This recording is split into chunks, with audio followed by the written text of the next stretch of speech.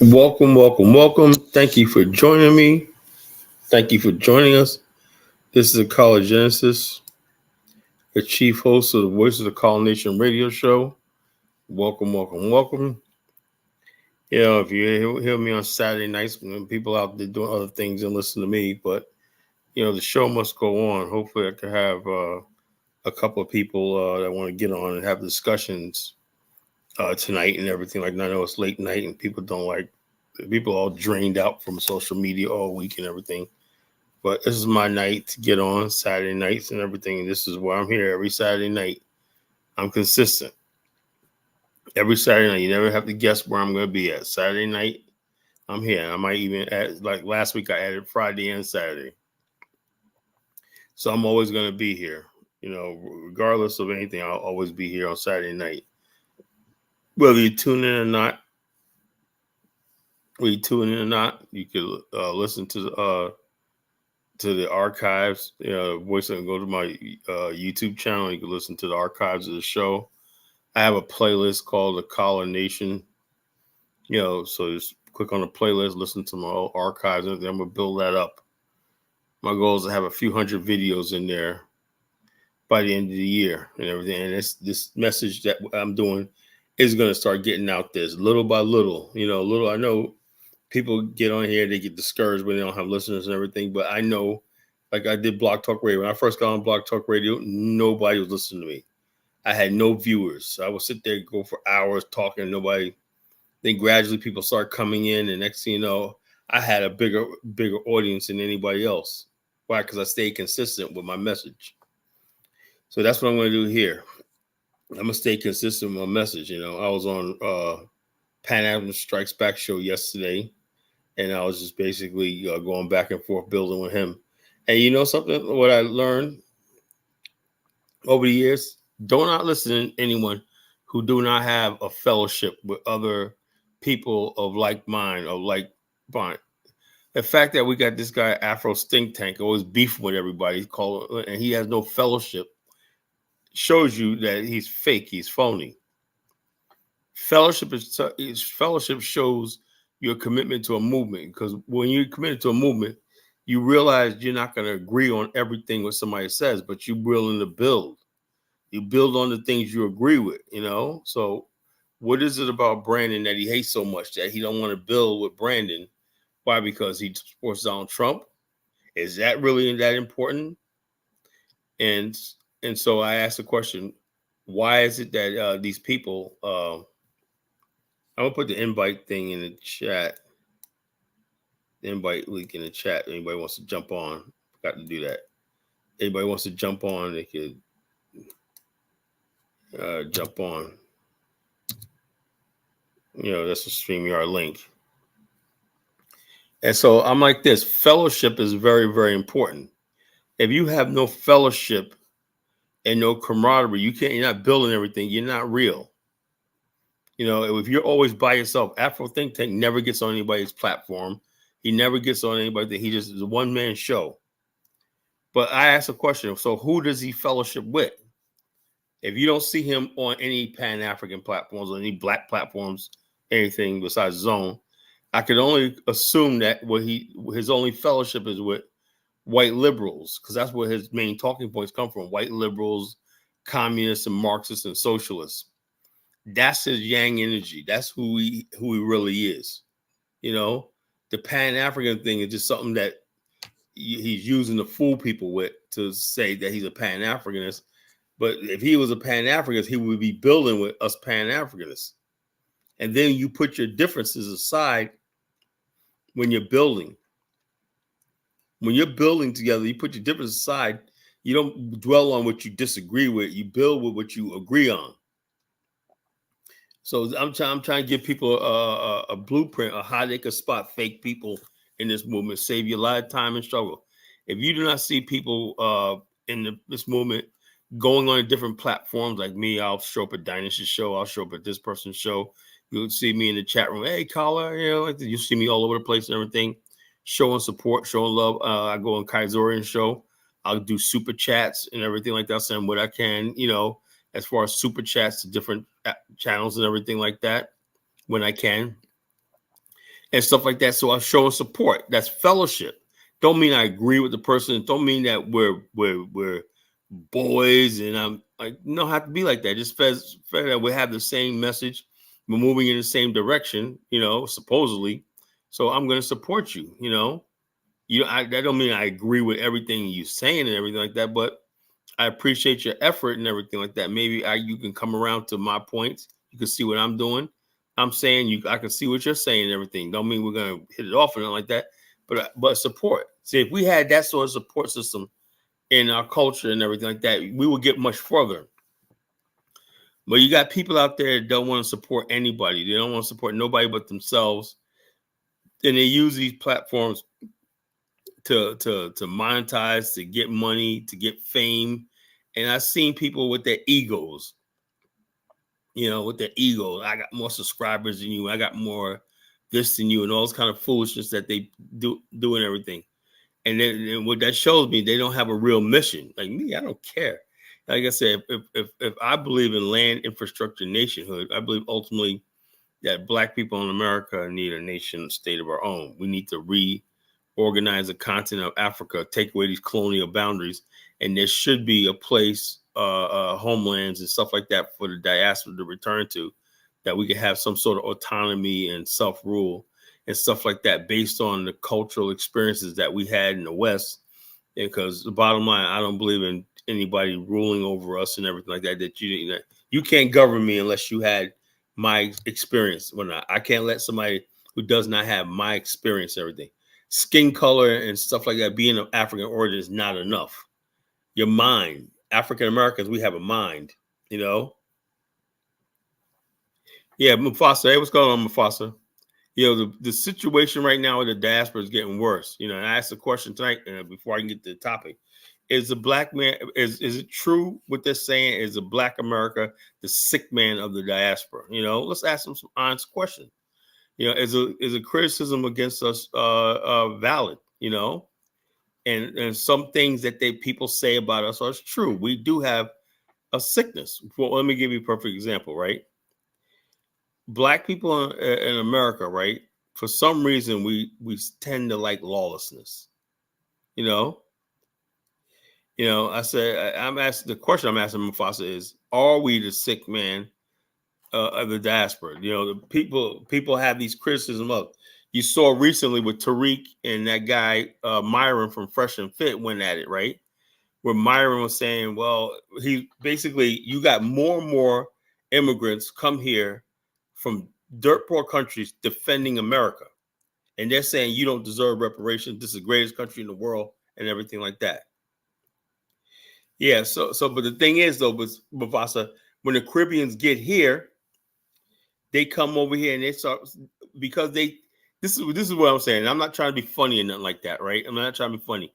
Have you ever seen a video online where there's a fight between employees where somebody walks out and quit? Have you ever seen an African or Caribbean quit a job? No. Anytime you see somebody, fuck them. I was watching this video the other day. There was girls sitting outside the place she just got fired from, right? It was this African American sister. She's like, fuck him, fuck that job. They try to take this one. And the manager, the police come up here and said, they want you to leave. She goes, I'm waiting for my Uber and everything like that. You will never see a Caribbean quit a job or anything like that. You'll never see it. You'll never see an African immigrant anybody quit a job, right? Whereas Black people in America have a higher standard have more expectations, right? They'll quit a job, right? Get fired, whatever like that, and then bounce back with a better job and come back and say, I'm working for such, I'm doing better. Where that Caribbean, he's so happy to just be in America that he ain't gonna mess up that job. He ain't gonna go home to his Caribbean wife and say, the boss was mistreating me, so I had to quit. Or I punched the boss in the mouth when I said, fuck you, and walked out. That's the difference. When they look at us like we're rebellious. Now, no, that's just how we are. We don't take crap from white people, And what white people are doing is saying, why don't you guys be like these other immigrants that come over here? We could shit on them. We could do whatever like that. And Black America's like, no, I've been here just as long as you have. We have a right to equal everything in this country like you are. You only have the power because you have the numbers and the majority. And we're trying to fight We're trying to fight against that power structure. That's why you see so many black people, black Americans moving into corporate America and places of management, stuff like that. It's amazing what's going on, you know? Yeah, boss says give them a generation or so. I hope so. Because the bottom line is they're still on that. That's why I said one of my first shows I did on coming on YouTube was the first world versus third world conundrum, right? Black America has a first world mentality, a first world outlook and everything. So therefore, that's the divide. I saw that when I went to Liberia with Bomani and it's true. Like I saw certain things that awakened me on stuff like that. There is a difference between African Americans and Caribbeans and all these other people, you know, because we come from a first world nation, an industrialized nation. We have certain standards of living, certain standard expectations and stuff like that, you know? And so therefore we cannot let third world people tell us, okay, well, because they'll have us back in slavery. White people will love for us to be like immigrants, like just live 20 people to one house and shit, you know, cramped up and everything like that, with low standard of livings, taking low wages and everything like that, you know. There is a freaking difference. So, like I said, when we have this Pan-African discussion, right, it has to be led by us. You know, I love my brother Bomani and everything like that, but when it comes to African Americans, like Black America, we have to have our own shit. You know, we cannot let people from fucking the Caribbean, Jamaica, whatever like that, be at the forefront of our movements and everything. I think that's a friggin' problem. I think even going back to the Garvey time, when Garvey met with the Klan, that was a no-no. You know, that was a friggin' no-no. You know, there was nothing like that. We said, no, this Klan's an enemy of black people, you know, a real enemy of black people. And Garvey made it say, well, they just want white people separate. No, it's deeper than that.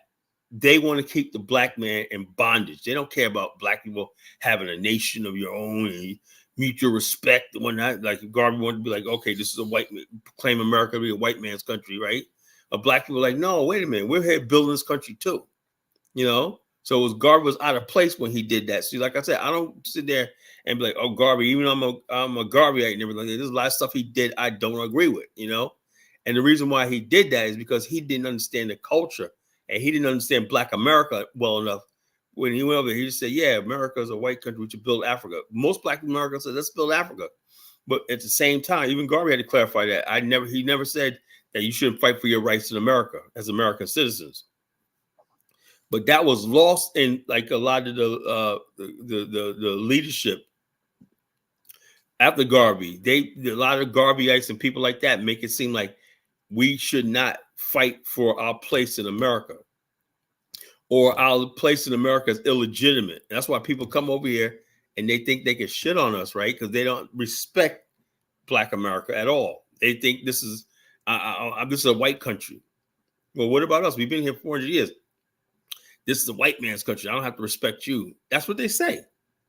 They say this is a white man's country. I don't have to respect Black America, you know? And that basically right there is this. Traveling to Africa and the Caribbean. Let me highlight this. Traveling to Africa and Caribbean and talking police with hundreds of blacks changed my views. I see that different blacks have a different. Yeah. Black people in America, right? Because of we, a minority group, we see the police in America as the enemy and whatnot. Well, in Africa, they're saying that's the authorities. They say that's authorities. That's legitimate authorities, right? However, they got that power through dictatorship or election, whatever like that. They recognize, you don't see them question the authority. Black people in America question authority because we have never legitimized our existence in America. And that's very, very dangerous, you know? You know? Yeah, so yeah, the politics of Black America is really, really, really, really thing. I don't understand. I can't understand why at this late in daytime people are talking. We were on our way 6 years ago. We were talking about buying black, supporting black business, and all stuff like this. Black people, billions of dollars were starting to circulate back into the black community through buying black. Now everybody's giving up on that to talk about ADOS, FBA, and reparations. But why? Because the people pushing that don't have to do anything. If you when you talk about buying black and building black, you have to show something. People say, okay, you've been talking about buying black. Well, now it's been 3 years. Where's your warehouse? Where's your retail outlet? What are you doing? So you have to show and prove. But if you basically are just talking about reparations, now all you basically have to do is say, now we want reparations. We're gonna make our demands, and the government, and you know for a fact that matter, the government's never gonna do it, right? But you get to stay in the spotlight in the meantime, collecting money and stuff like that. It's a grift. And so I asked the question is asked: is the black man in America the sick? No, we have no politics going on right now in Black America. 6 years ago, up to 6 years ago, we were talking about building with Africa. We were talking about going global. We were talking about this stuff like that, stuff that was happening for generations. It was finally happening. And now it's dying off because we have this divide between the people from the Caribbean and people from Africa and people from Black America are now divided over stupidity because everybody wanted to delineate. Delineate for what? And you still go on some of the apps right now when you say black business or whatnot, you'll see Ethiopian restaurants, Nigerian restaurants, soul food restaurants, everything like that. That was black. That's building a black world, That's the world I want to see, where black people, whether you're African American, you're Caribbean, everything like that, we all have things. Maybe some Jamaican food may not be your thing. Maybe some Trinidadian food might be your thing. Maybe some soul food might be your thing. But you have a variety to choose from among the diaspora, among the different cultures in what we call Black America. I consider, honestly, and I don't know why this happened, I consider anyone Black in America part of Black America. I do. You may be a black part of Black America from the Caribbean. You may be part of Black America from Nigeria. And that. It's when you come over here and say, "Oh, I'm not part of the Black community. I'm Nigerian." That's the problem, right? And then when you also Black Americans say, "No, you're not Black American. You're something like this." That's the problem right there. That's division. I believe all Black people are closer together because I'm gonna tell you right now.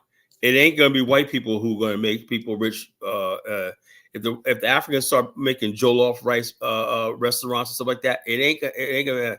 They're gonna have to follow the pattern that the Jamaicans did. Jamaican restaurants are successful because they set up in the Black community.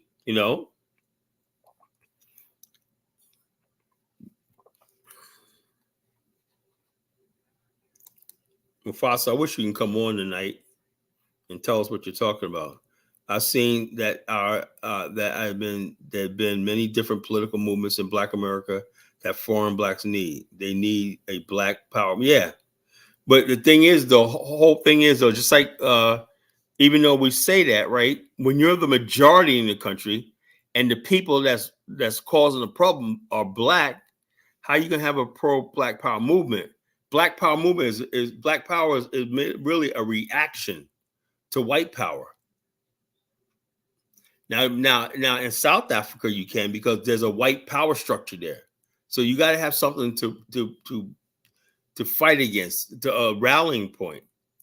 Right now, I heard what I'm hearing now reports is that the Indian community is almost like surpassing the white community in power and wealth and everything in South Africa. And the Indian community is friggin' has networks in East Africa with Southern Africa. So they're entrenched on the continent. Now, we could say we want Black power, but when you actually talk about implementing it, right, like Julius Malema, you're going to get pushed back from Black people too, because when it comes down to actually having real power, that's one thing. You could talk back in the days in America, we was about Black power, Black power, Black power. Yeah, so you pumping your fist up and going voting for Democrats and all this kind of stupid stuff. They don't care about that. When we actually talk about taking food out of power from white people and you're making decisions, right, that you might take something from them, now Black power is a threat. Now, if you're talking about Black power as far as like empowering yourself and stuff like that, that's non-threatening Black power, that's fine. But when you start talking about Black power and everything like that, you need a rally. You need to have it so foolproof that it's what appears as apparent. It's apparent that Black people in South Africa are being screwed because they're Black. You know, you screw with the black. And the Indians and the whites want to undermine the black majority by bringing in other black. Use same thing in America, using other blacks from other countries to undercut the blacks in South Africa and weaken them and demoralize them. That's what's happening. That's what's happening. Now, how can we say we're gonna have a Black Power movement? Well, one of the problems is other blacks coming from other countries, you know. So we have to redefine what is Black Power. The thing is, things are complicated. Before it was simple. White, it was just black and white. There was no nuance. There was no nuance and everything like that. It was just black people versus white people. So it was easy to friggin' just to draw lines of who's the enemy or who like this. Now you got other people taking sides. You got the Hispanic community. You got this fifth column. You got the Hispanic community. Now you got Africans and Caribbeans coming over here saying America's the greatest thing since sliced bread. You know, black people in America need to shut up and whatnot. They're sick, they're lazy, whatever like that, all this stuff like this. And the white man sitting back saying, I'm loving this, right? Because all these people are jockeying in position to get next to me, you know? So the bottom line is the power dynamic in America has not changed. Until we change the power dynamic, right? It does not matter how much black power we have, you know, as long as it's white power and the white person is the one holding the cards all the time, it doesn't matter. You know, it doesn't matter what we do and everything. So we have to have a serious discussion. Like I said, and how do you do that? You do it by showing a black America that's self-sufficient. When we were talking about when we had to buy black apps and everything like that, and I went on, I had this one called Blaps, BLAPPS. And I basically found that one of the restaurants, nice restaurant, Southern Flair, in my neighborhood, suburbia, right, is black owned. I said, I didn't know that. I went in there, man, had me a friggin' catfish with some macaroni and cheese and some yams and some, what else I have? Some collard greens and a cornbread. That shit was good, man. Some iced tea. I said, I didn't even know it was black owned, right? And I said, because I see a lot of people hanging out. That's what I noticed. I've seen a lot of black people hanging out there, right? And I thought it was I was saying to myself, these black people always giving white people because it's in a nice shopping center. I assumed it was white owned. You know, that's how beaten down you are. And then I looked up, there was a bunch of restaurants in Virginia Beach and Chesapeake area that are freaking got nice building. You always think of black business. You always think there's some dusty rib shack somewhere and everything. I was like, oh, sweat. I did not know Black Eyed Peas was black owned. That used to be the Uno's building right outside the mall. I said, I did not know that was black owned. I was like, whoa. So I went there, had dinner. And then me and my other BAO elder, Ron, went there. You know, we had freaking dinner there one time. That food was so good. It was unreal. And we're spending money with black people. So I'm saying to myself, the Blaps app is good. All these black business apps, right? Were good. And then I put in New York or not, there was a whole bunch of Caribbean restaurants in there. So this is a black-owned thing. So if we basically start doing stuff like this, right? Promoting black-owned business, whether you're Ethiopian, whether you're Ghanaian, whether you're Caribbean, and so like that, that'll break this whole stupid thing of the diaspora war.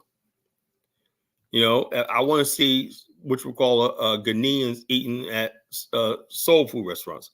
I want to see Nigerians open up more restaurants in black areas, or even the suburbs and everything like that. And we network. We know that, and we want to support these businesses and everything. And so, therefore, like I said, you know, and if we get back on track on that, because it's all about the money. And then it's like black-owned businesses, like contracting services and law firms. If you basically have a client base, if you're a new dentist and everything like that, you should have a whole. Not saying that everybody black needs to support you, but you should at least have enough black people to say, "Look, I'm gonna give this black dentist a shot first. Check him out first. At least check you out first." You know, if you're a doctor, you know you're doing whatever you're doing.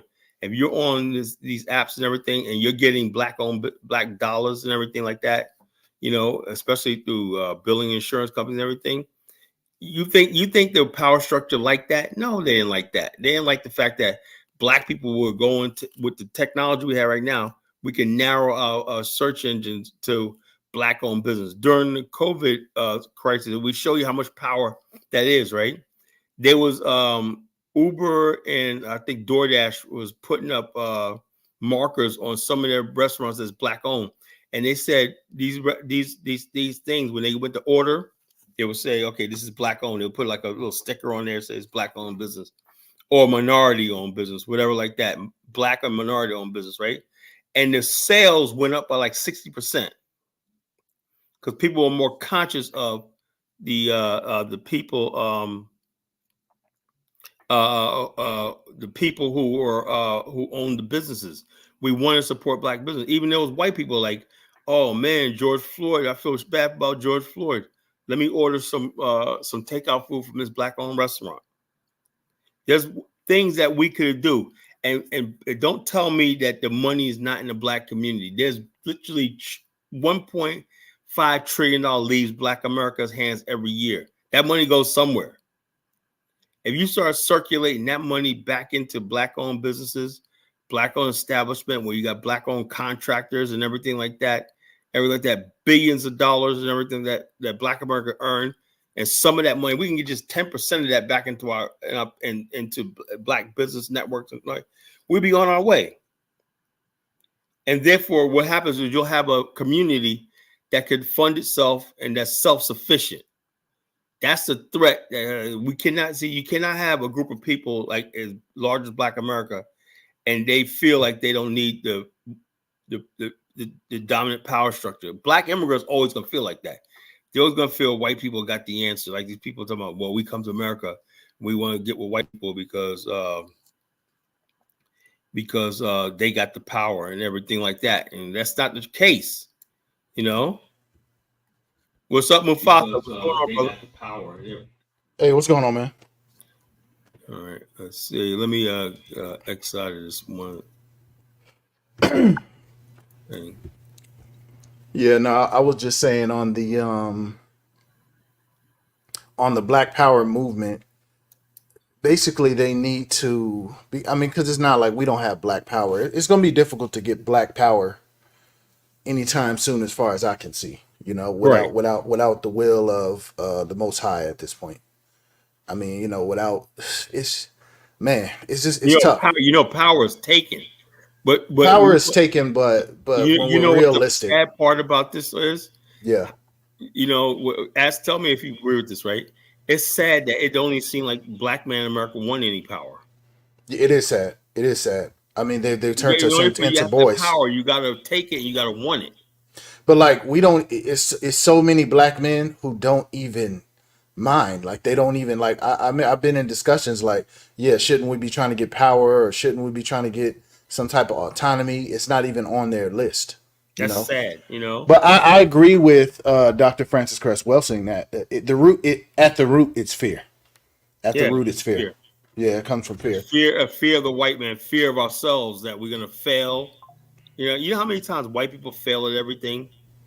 The Yeah. stock market crash of 29, but they pick up and they move on. But the thing is, we're not allowed to do that. We're not allowed to take chances, fail, learn from it, and come back again. We just don't try. So many times in history, like we talk about, me and Jamal was talking about Liberia today. We should have made a go of that. Yeah, what was the reason that we didn't go full forward? Like we would have a country right now, like Israel, fear. Yeah. Yeah, it's fear. It's fear and at the root. But we're conditioned to be this way ultimately. But the point I was making is that they need the politics though. So they need to have a time where they realize their position in the world as black people. They don't see that as of now, right? And there's been African leaders who have been educated on it. They came here, they got educated, they tried to do it. Now, a lot of them were killed off or marginalized, but it has to permeate throughout their country. You know what I mean? They got to be having these debates on their college campuses. They got to put these things into the curriculum and allow discussion for it. They got to. Let me ask you a question. You ever heard of the Chinese philosopher Lu Zong? No. Okay, me and Jamal was talking about him because I talked about him a long time ago, and Jamal asked me about him today, and I was just now. Matter of fact, I'm gonna play his video later.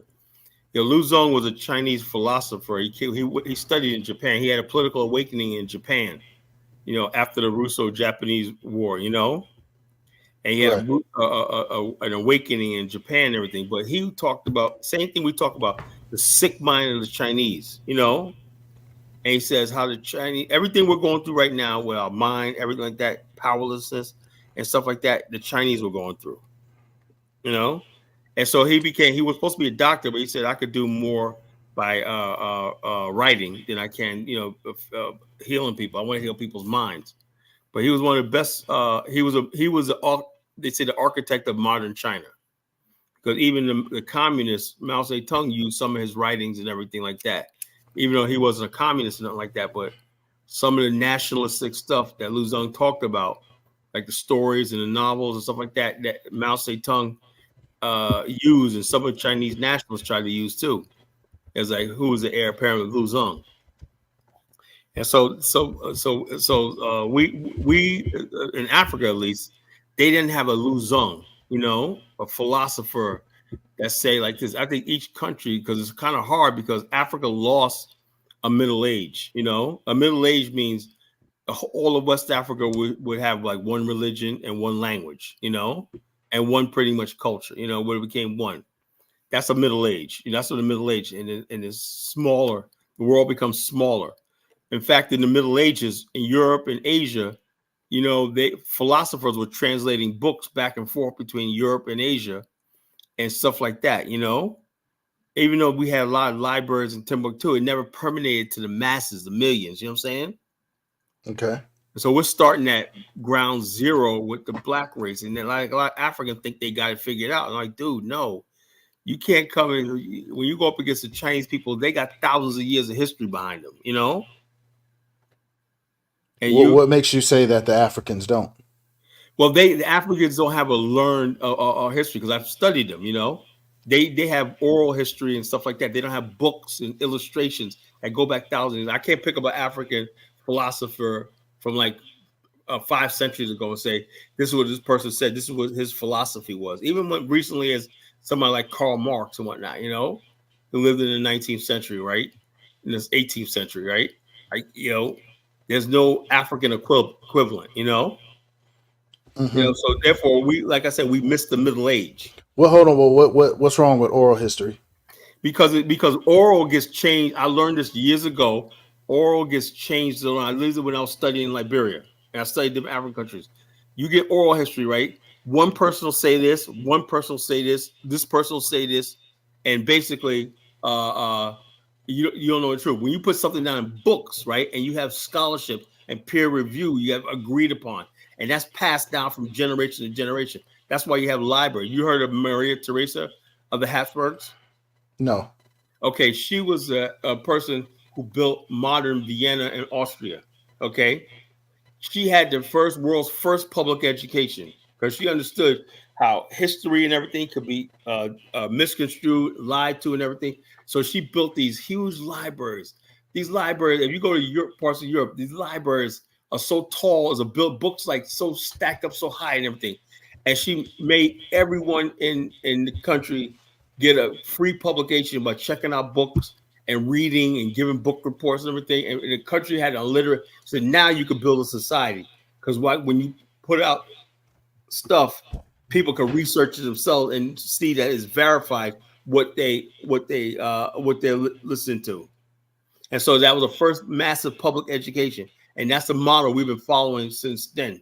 That's why that part of Europe right there dominated the world, because they was able to know everything that went on in Asia, the shipping routes, all the stuff like this, all the stuff like that, the commerce, everything for dealing with commerce, everything dealing with geometry and everything. The French were part of the Habsburg Empire too, and their philosophy and everything like that. It was the French who cracked the Egyptians' hieroglyphics. I mean, they were on such a higher level of learning, learning through books and research and stuff like that. And they had statesmen who paid for research and stuff like that to write papers and letters and stuff like that, and books and everything. That's the difference. That's the difference.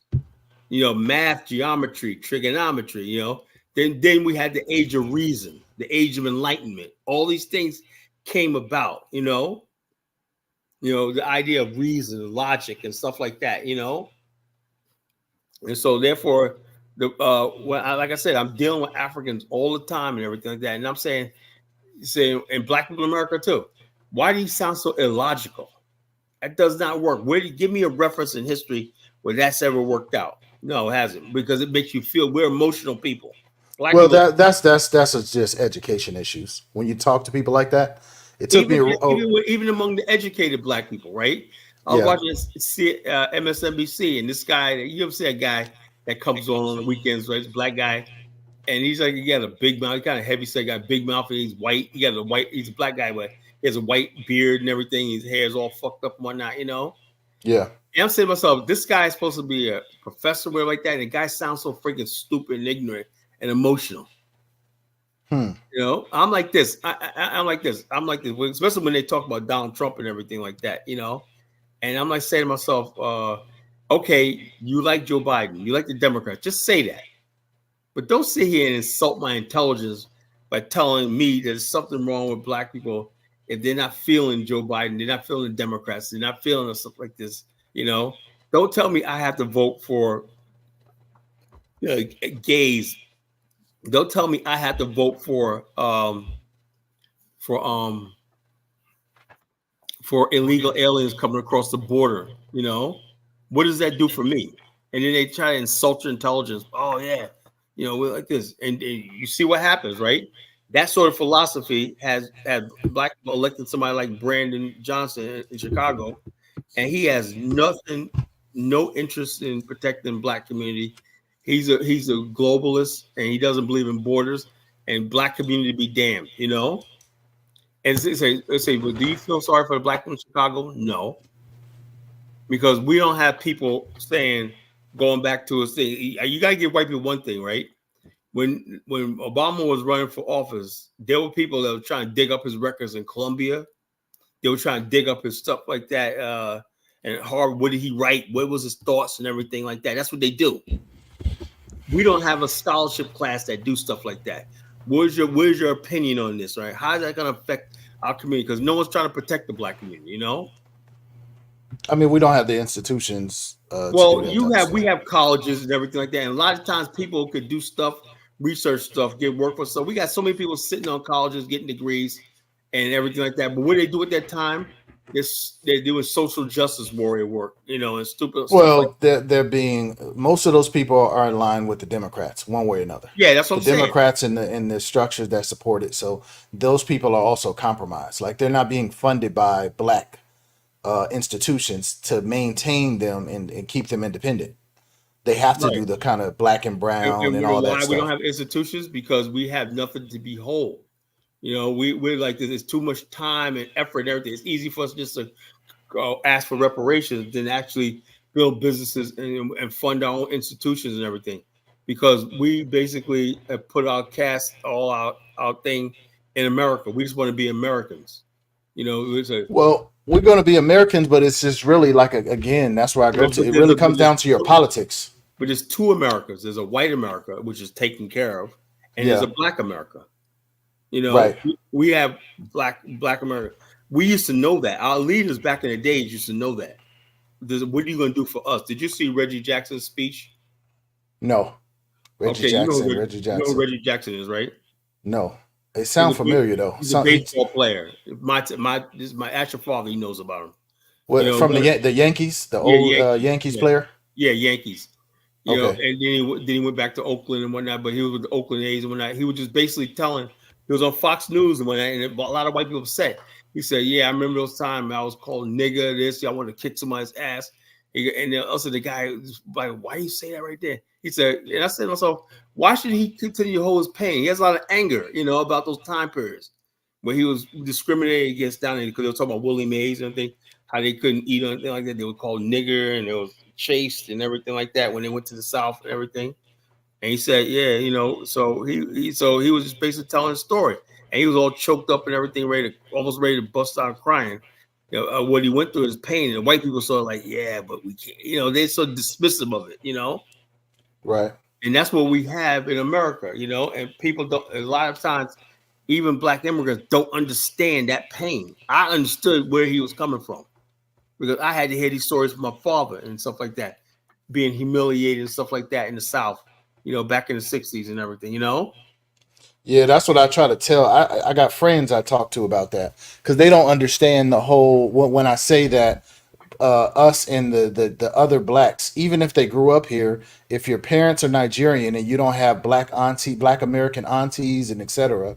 and parents and stuff, you don't have the same experience. You may have similar in certain ways, but I was being taught. See, there was a time in my house, right, where I was I was telling my parents that I didn't think racism exists. I thought it was just black people being dumb.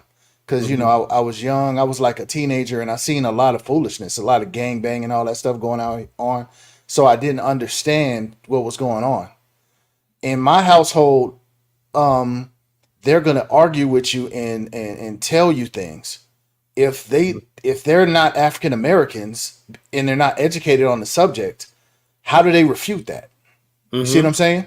I got not just them, I got other family members too. So how do they refute that? So I think that's how you get a different experience from these other black people, man. You know, if these people aren't educated, they're not going to understand the system. Yeah, maybe if they don't, a lot of times they don't want to understand it. It's like I'm coming here, I'm enjoying my life, ain't nobody bothering me. I'm just making my money, and it's better than living back in Nigeria when I got running water, I got this, and they'll Yeah, tell you like police in Nigeria beat you for no reason, you know? I'm gonna tell you the I've spoke to a lot of Africans that have lived abroad, and many of them understand racism. Many of them Oh, they're do not understand stupid. racism. Yeah, yeah, But the thing is, though, what we do is, I understand racism too, but it doesn't stop me from doing what I got to do in life. no, it doesn't. But I've just like it's particularly in Nigeria. I've talked to people, and then there was a lady in Benin Republic. I remember there was a principal I was talking to. So it was a sister in Benin Republic. Her mom actually opened and started a school, and she's the daughter. She's now the principal of the school. And we sat and talked for hours. You know, her mom. I actually got this whole interview. I did. We got like a long interview of them talking about it, the history, the politics, how communism affected what they were doing. She went into a lot of depth, and I talked to her daughter later, and she was talking about how her experiences in France, and then she was in India, Hmm. and she talked about the racism in both places. And Hmm. she was talking about how India was like one of the most racist places. So they're experiencing this stuff. I think a lot of them are getting caught up with the like trying to maintain this image to the people back home, and also trying to bootlick for white people because they think that's gonna Well, work. why is it that when they come to America, they don't seem to see that they get treated like you see the soccer games, they throwing banana peels out and stuff, In making America, monkey they noise usually do that in Europe. in They Europe. did that in America. I've never seen that in No, they America. did it in Europe. Okay, okay, yeah, yeah. So But no, I'm telling you, talk to an African that lived in France and in these places. right, and Most of them, unless they're a sellout, they'll tell you. yeah, so what I'm saying is this though. Although that doesn't, they think racism is overt. They don't understand. I don't think they Right, understand right. subtle racism. But they don't have the education. That's the problem. They don't have the. But I still think they see the glass ceiling because I have heard a couple, but I just don't feel like it's enough of them, man. Right. It's not And enough of them. you know what I think it is too. I don't think Africans are doing as well as people they say they are I know they're not. because the bottom line is that if you have to go when you talk about taking jobs from white, they talk about they're succeeding in America, but somebody they got to take jobs from somebody. You know what I'm saying? And white people ain't gonna give up what you know what I'm saying. Their lofty job. What jobs are they taking? Well, a lot of them are doctors and stuff like that. I'll Or give them doctors, that. yeah, but Yeah, doctors. Let me tell you something about doctors, man. I'm gonna tell you something now because that's what I do for a living, right? yeah, Doctors, being a doctor is not that lucrative, even though you can make a lot of money and stuff like that. yeah, They're looking to third world countries. If you have to get a Nigerian doctor, Indian doctor, that's going to save a hospital system so much money. yeah. That's why you think in California, most of the nurses are what, Filipino. Uh huh. And home health care agencies. A friend of mine got a home health care. He's a Filipino. He Well, a got a, nurse and a doctor is two different things now. yeah, no, what I'm saying is even all throughout the medical field. Okay. Why? Because these people get their education and skill overseas, right? And they come to America on their H2B, you know what I'm saying? Right. That's part of the globalism. So it's not like they're doing well. They're actually adding to this problem of globalization of labor, of skilled labor, which is bringing wages and stuff down. The hospitals in the business make money. Right. You know, and so therefore, when they do that, right, there's a Ghanaian, Ghana needs is going to pay all this money, and Nigeria is paying all this money for them to get education. Why are they going to give it to the United States? And you got That's what they believe in. that's what I'm saying. Why, you're going to the United States to give them all that stuff like this, you know? They South don't. Africa, They won't even see it that way. yeah, The black man has no pride globally, bro. For the yeah. most part. So, but the thing is, though, you know, that's what's sad. You know, Yeah. South Africa, white people in South Africa are smart because as soon as they get that degree, they're out of there. They're going to Canada, Australia, and these white countries and everything. So these white countries are sitting back letting South Africa educate these doctors down in South Africa. And it's like this: people don't understand the global labor, skilled labor thing is just as lucrative as trade and commerce and anything else. Okay, but Skilled, how do you feel about them doing that, undercutting us as mostly labor? I mean, we don't have a lot of capital. We don't have a lot of. well, it's like this. I have no look. If a Nigerian comes over here and he's going to be a doctor, right? It's better to have him than not have him. You know, if he's Yeah. trained and everything like that, that's fine.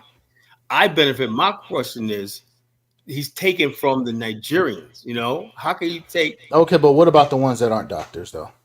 Like What do all you these mean? immigrants, coming in that are going to be Well, like I laborers. said, what I do for a living, they're not no threat to me. You know, I have my own business Hmm. and everything. You know, but the thing is, though, black people in America basically got their own thing going on. They're not really threatened by immigrants like that. No, Now, no, no. But okay, so you don't. So okay, if the majority of us are laborers and they're bringing all these people in, doesn't that undercut and cheapen labor? well, check this Instead of the out. prices adjusting, Now, they now just check keep this out. bringing in Check this out. immigrants. This is what I'm going to say. Did you see it last year where they had that yellow freight went out of business? You heard of yellow freight? No, no. Okay, Yellow Freight is a freight company that's been around for generations. Yellow Freight, they have the signs that yellow on it, right? Okay. And they had these brothers out there. One brother was like, you know, I'm gonna find this. Let me find this, right? The brother was like, I gave 30 years to this company and everything like that.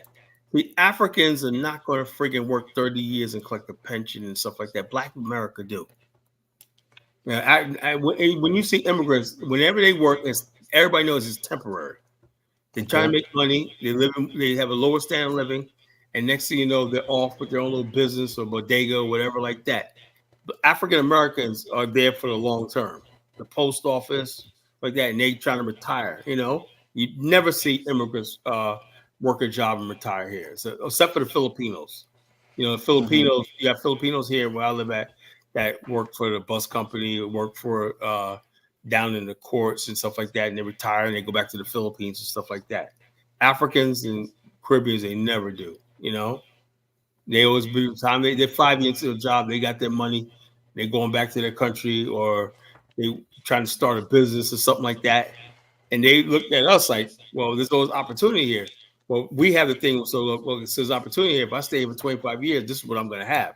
I'm gonna have a 401k pension, boom, boom, boom. You know, Yeah, but you're not answering my question. I'm saying that the more people there is available for labor, especially immigrants who are willing to live a lesser lifestyle and take less money, how does the price of labor increase to okay. where we can actually build some damn wealth and Okay, keep well, bringing in immigrants? bottom line is, I think you know what black people have to do is get up the get a notch up on the food chain.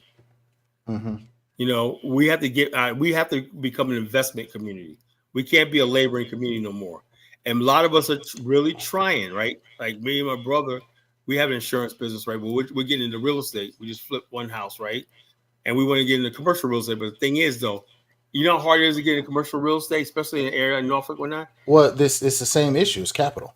Yeah, no, it's not even capital. It's just the fact that the people, when you do get the capital, you got competition. You got people. Let's say we see a commercial building, you know, it's run down. You probably see it needs work, and the person probably not even paying. It's not rented out, so he probably fell behind on the mortgage or whatever like that. You want to take it over? He probably got like 20 bids from somebody in California, somebody in Idaho. You know what I'm saying? That's what happened. And these people are buying up whole ass towns and everything. buying up all across America. People are buying up whole neighborhoods, subdivisions, and renting them out and stuff like that, or just tearing them down, building new ones and stuff like that. So we don't have the America like we did, where they built neighborhoods and they had the family in mind. It's all about the quick buck and stuff like that. So black people are still operating on this. We're gonna build communities and everything like that. We need that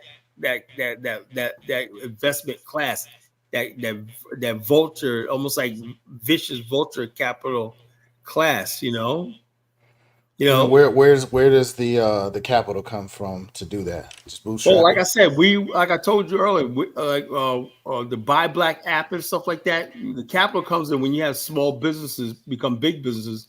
If you have a group of black people, you have a group of black people that own their own business, and they have a pool. Because I was part of a Susu, and we raised a lot of money. We raised like $1 million within 4 months. Okay. You can do it. Just you got to have real black people around. Just the problem. The problem is there's nobody in the Pan African movement that's part of this. There are black-owned investment clubs and everything out there, but they're not. I mean, and there's black business owners and there's a lot of us is doing our thing. I mean, we Yeah, got businesses. there's a But lot what of I'm black saying business is, and when everything, but we're talking on a bigger scale. they're trying to make money. They're not trying to. Everybody expects these black businesses, black businesses to be the saviors of Black America. It's not going to happen. They got to make money. They don't got the money to do like I asked a question about the why aren't there black people that do this more in Africa? Why? White people got the capital to go to Africa and do it. They got the Chinese will give their people $100 million just to waste, to bribe people and shit like that in Africa, right? And Africans ask me, how come African Americans aren't investing in Africa like the Chinese? Well, if we had a government, that's the problem.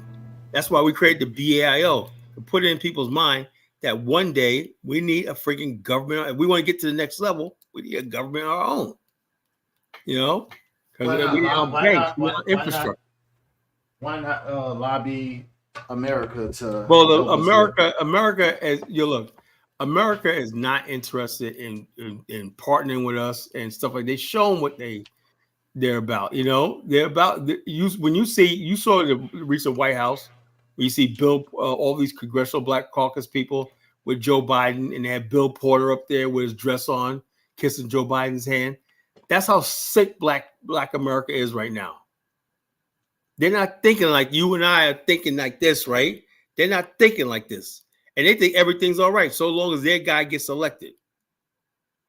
What's up, Ja? Thank you, brother, for coming in and whatnot. That's how sick Black America is. I'm going to play this video. I'm going to show you something.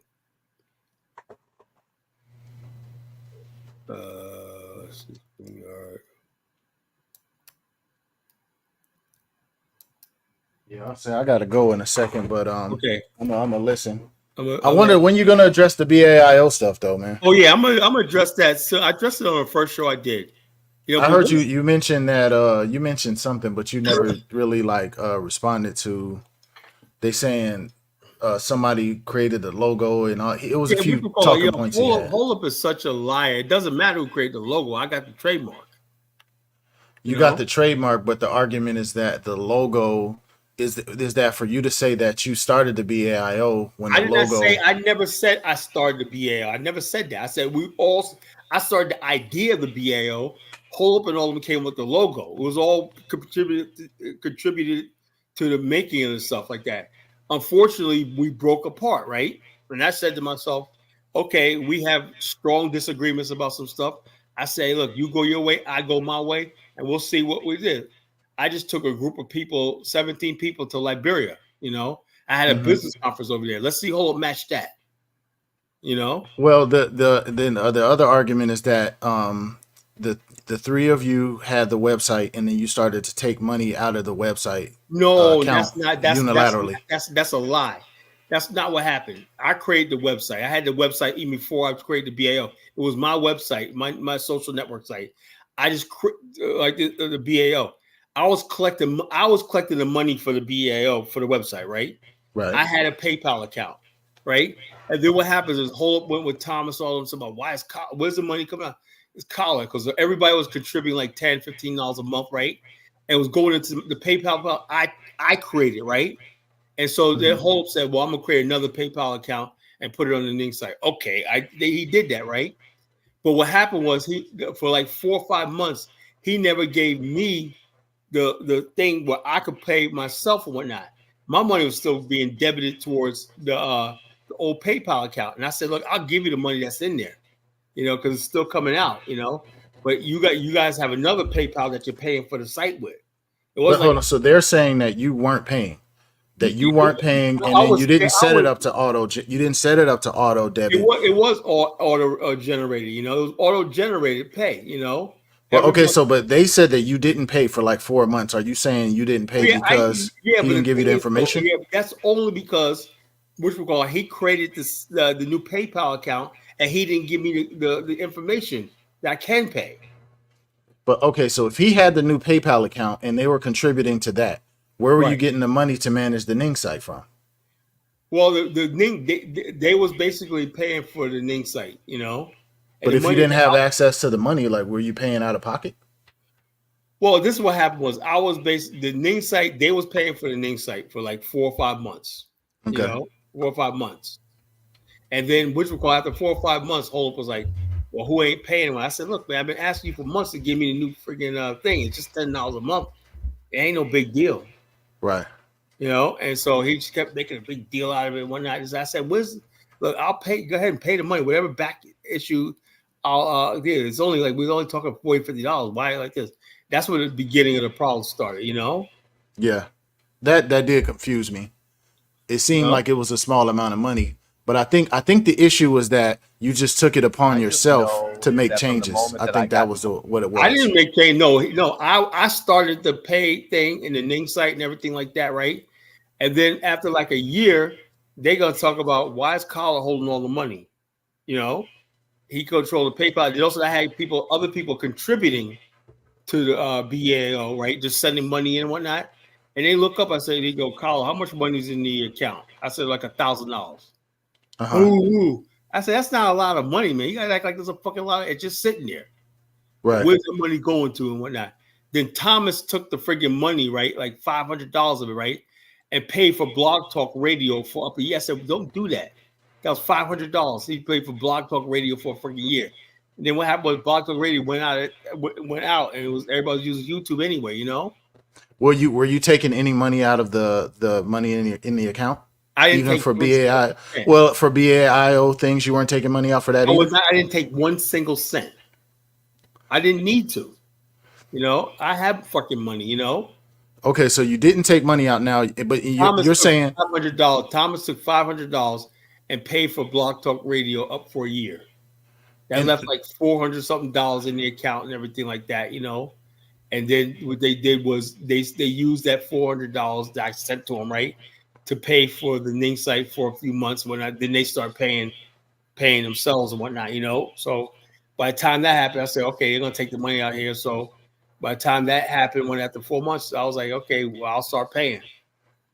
They had Mhm. wasted all that freaking money.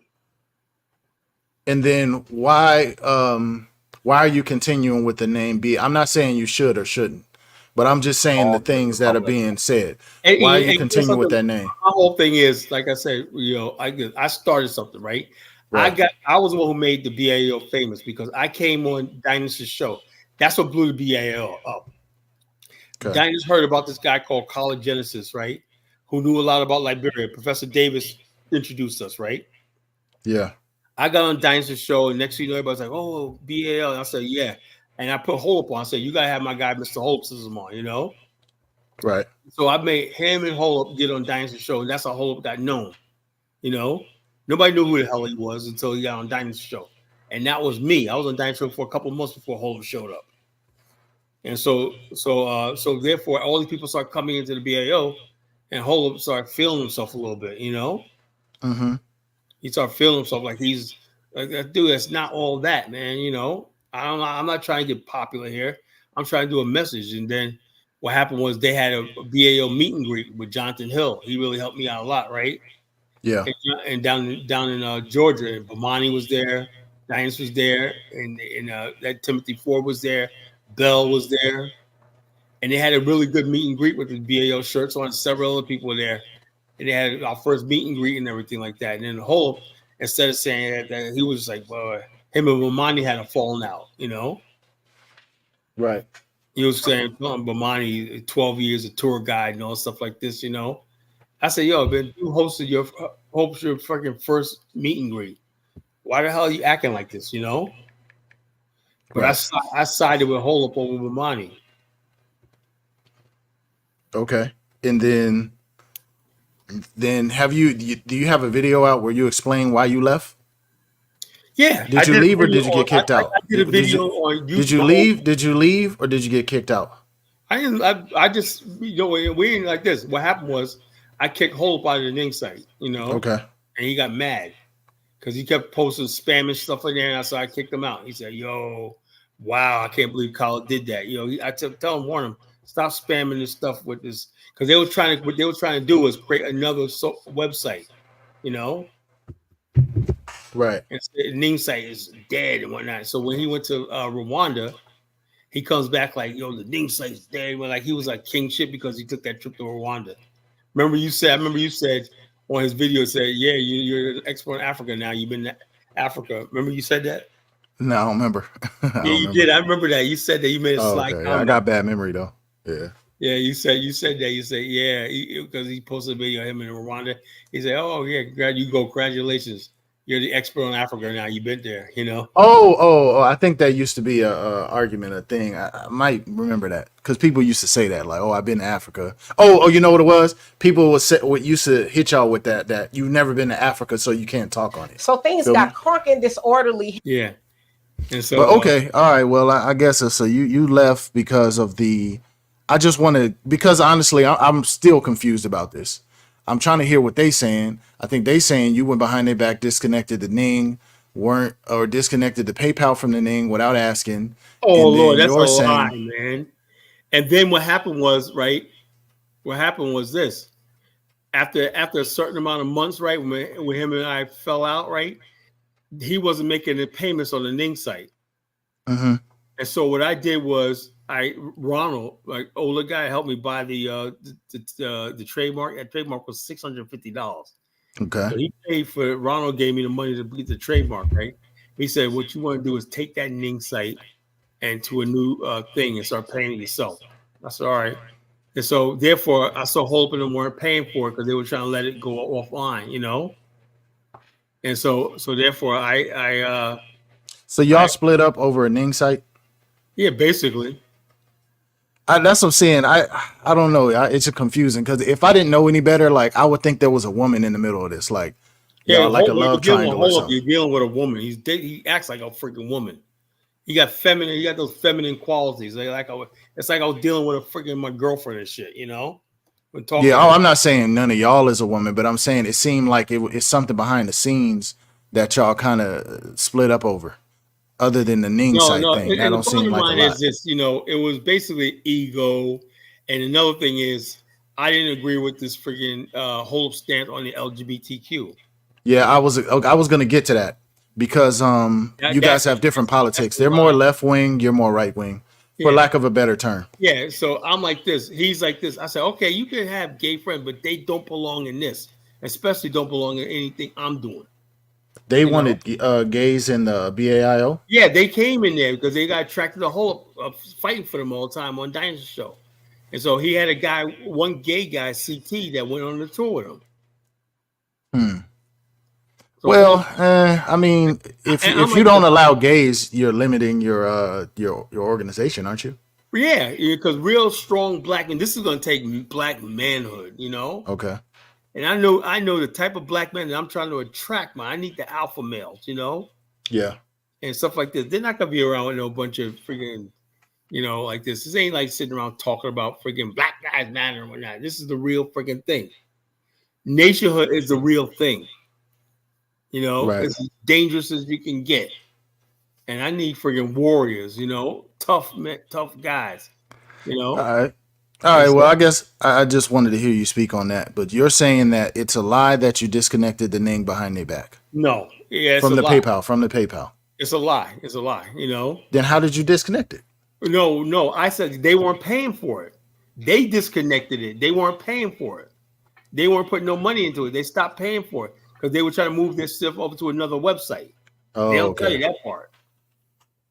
All right. Okay, cool. Well, yeah, no, I'm gonna be listening. I might jump back on in a second. I just got to make a call. All right, brother. All right. My good brother Mufasa had to freaking clear some shit up. Well, anyway, folks, let me play this video. For those of you who think Black America don't work and everything, at a warehouse in Florida due to truckers finding out that their pension and their health care will not be funded by Yellow Corporation any longer due to them having financial difficulties. Now, it is said that Yellow, the third largest freight company in the country, owes about $1.6 billion in debt, and about $700 million of that belongs to the federal government. And so they seem to cannot find a way to pay their bills. And so at this particular meeting, a worker let them know how he felt. Check it out. Nobody tell me, there's nobody here tell me why you emotional. Why you talking like this? That's fine. That's fine. You don't know where I'm from. I want my ass over this motherfucker. I've been here 30-something years. I agree with you. 30-something years. So as you saw that brother letting them know, hey, I've been here for 30 years. And what you mean I'm not going to have a pension? You know, and that's very disheartening, right? You go to work and you put money away so that you can retire, and, you know, you pay into a healthcare plan, and you go to work and they say, by the way, you're not going to have any of that. And so it is said that the truckers and the union are talking about striking to force the company to honor those plans. But the company is saying we just simply cannot afford it. And in fact, we do have a little bit of money to get a restraining order on the truckers to stop them from striking, because if they go on strike, it will definitely finish the company off, as customers rather will go other places to, you know, send their mail and their freight and everything else off. And so they're saying hopefully things will turn around for the company. Hopefully some money will come in, but it doesn't sound like it will, because the company Yellow has flirted with bankruptcy 4 times in the past. And so this might be it for them. But again, I am not mad at that brother or anybody else in there for hearing that news that I've been coming to work all this time. I mean, even if you've been coming to work for a year, you don't want to hear that you no longer have a pension, let alone not having health care, right? So anyway, y'all tell me what you think of this very unfortunate story. And for more insightful commentary, please subscribe to this channel and my channel, The Demetra K Show, here on YouTube. Peace. Sending gift cards.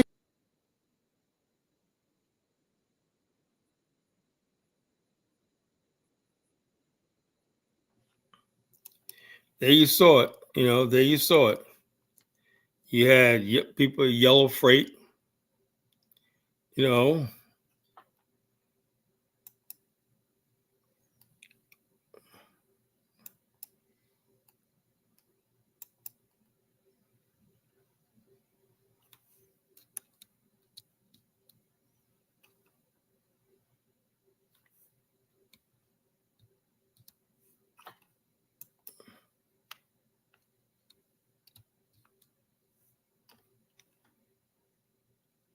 yeah, people at Yellow Freight, 30 years and everything like that, you know. And he don't sound like he's from the islands. He don't sound like he's from Nigeria. He's an African-American guy. So this myth that we're destroying about how Black immigrants are doing all this stuff like this, you know, is a lie. You know, it's a lie. It's designed to make Black. Now, I'll be the first to tell you, yeah, we have Black America has their problems. I'm not gonna lie to you and tell you we don't have any problems. We do have problems. You know, and a lot of days we're sick. We have sick. We're people in captivity. And the only thing is, you don't understand captivity is our context of our reality is decided by somebody else, because we were brought here against our will. And so therefore, we're basically, whatever we do is basically based on what white people don't want or allow us to do. That's the prevailing thinking among black people in America. You know, it's like what white people don't want, they don't do whatever like that. We follow them to everything. You got white people watch the Hunger Games, you're gonna watch the Hunger Games. White people go nude on the beach, you're gonna do it. You follow everything, you ape everything the white person does and everything like that. White people go to Mars, you want to go to Mars. So we're tethered to white America in many ways, and everything, and that's what the frustration is.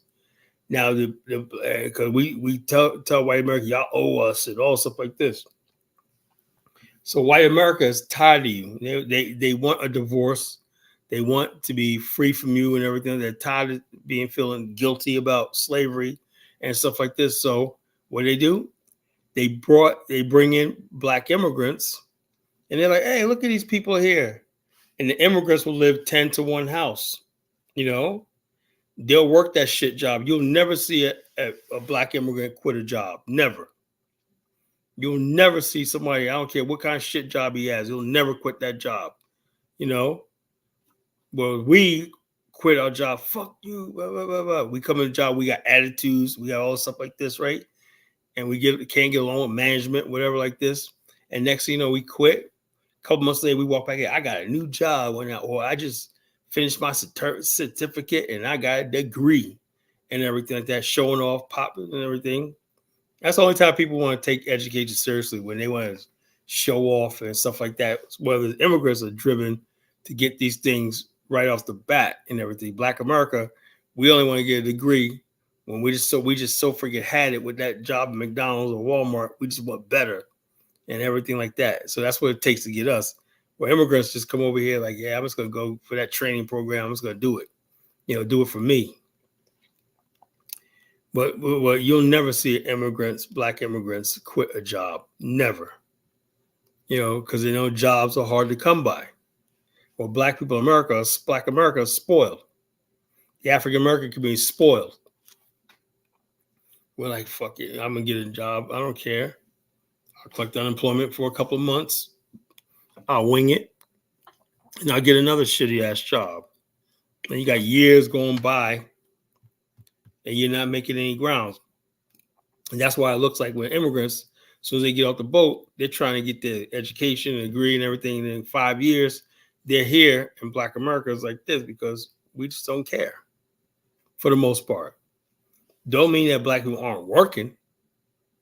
Just that immigrants see the value and stuff what they're doing. But that does not necessarily mean racism is gone and everything. White people always use economic. Let's say black people did what we said and start building the businesses and stuff like this, everything. You think it's going to stop racism? No, white people are not going to stop racism and everything like that just because we're doing well. So they can't use that. They say, well, what if when Black America starts saying doing well? Like, let me give you an example. How do they reconcile this? 2.5 million black men are in the upper middle class. That means making over $200,000 a year. They said majority, 70% of black males in America are middle class. Are middle class. So I asked a question, right? When they take this idea that it's opportunity, we what if we said we're not talking about opportunity? We're just talking about respect.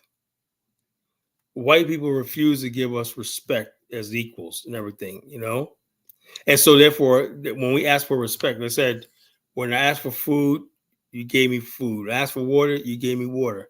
When I asked for this shelter, you gave me shelter. But when I asked for my dignity and respect, you took the water, you took the food back from me. You said I was asking for too much. That's an old parable. You said I was asking too much. Then you punished me for asking me for one thing that I got dignity. Black people in America want their dignity, and they want to be respected and stuff like this.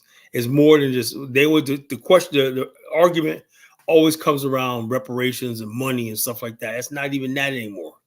It's about respect because that's why the race hustlers and the hucksters in our community always they have nothing else because they think that, okay, if black people are doing well, then there's no more need for me in the community, which is right.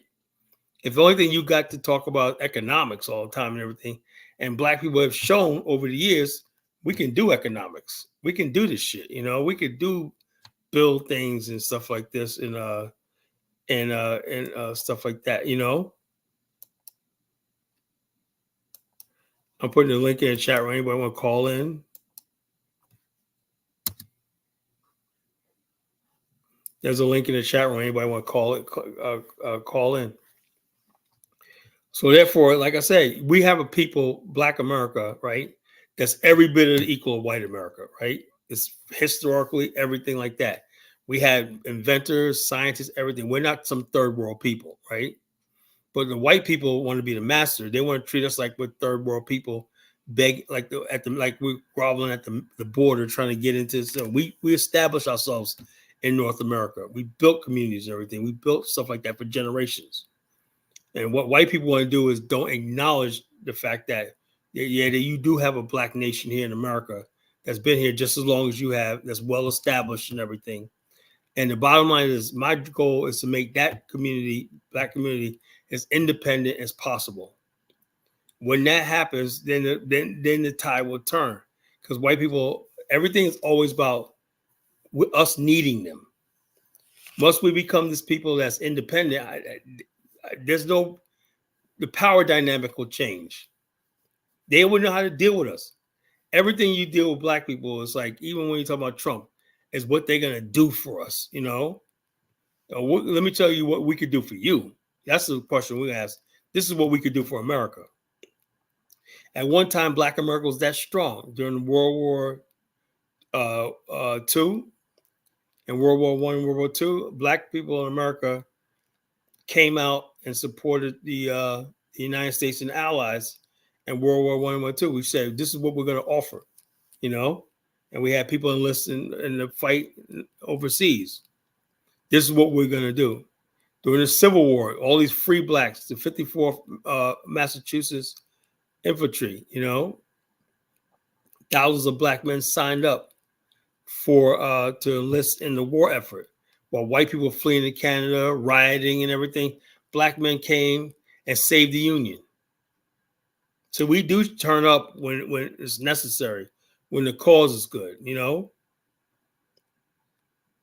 But this idea we're going to just be Americans blank and they tell us like they're going to snap their fingers like we're dogs and we're just going to jump when they say jump and we're going to say how high and everything. That's not going to happen anymore.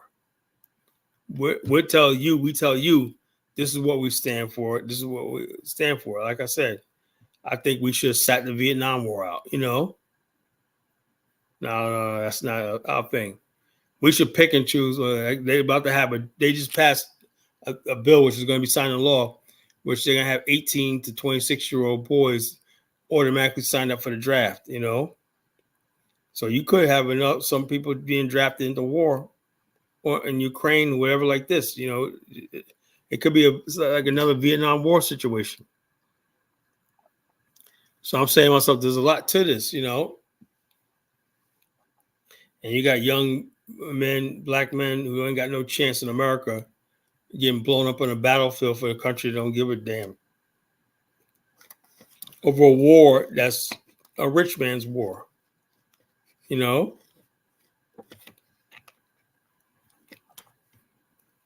So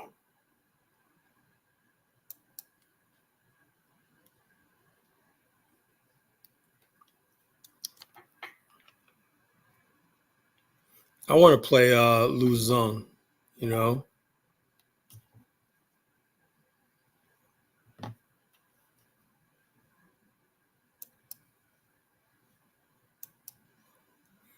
A Chinese philosopher. Because you study Lu Zung, there's a lot of parallels to what Black America is going through. We're sick people.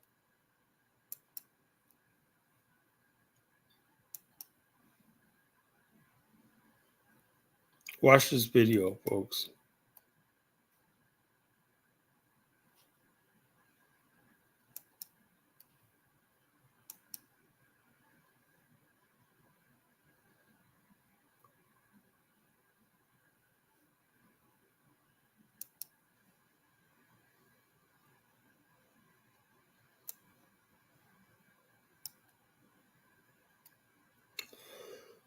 Lu Xun is widely celebrated as the progenitor of modern Chinese fiction. He is best known for his works of short fiction, such as A Madman's Diary or The True Story of A.Q., but he's also widely influential as an essayist, commentator, journalist in some sense, and theorist. He had not always aspired to be a writer, however. At first, his intention or plans was to become a medical doctor, a physician. Born in 1881, Lu Xun, who was born Zhou Zhangshou, traveled to Japan in 1902 to pursue his medical education at Sendai University. In 1906, however, Lu Xun cut off his studies of medicine and decided to pursue a career as a writer instead. In his own reflection, which he published in 1922, he recounted one of the pivotal moments that led him to this decision. The story he told was of a classroom in Japan. The instructor had just finished his lectures and now had moved on to projecting photographs using this technology known as lantern slides. These particular photographs came from the Russo-Japanese War of 1904 and 1905.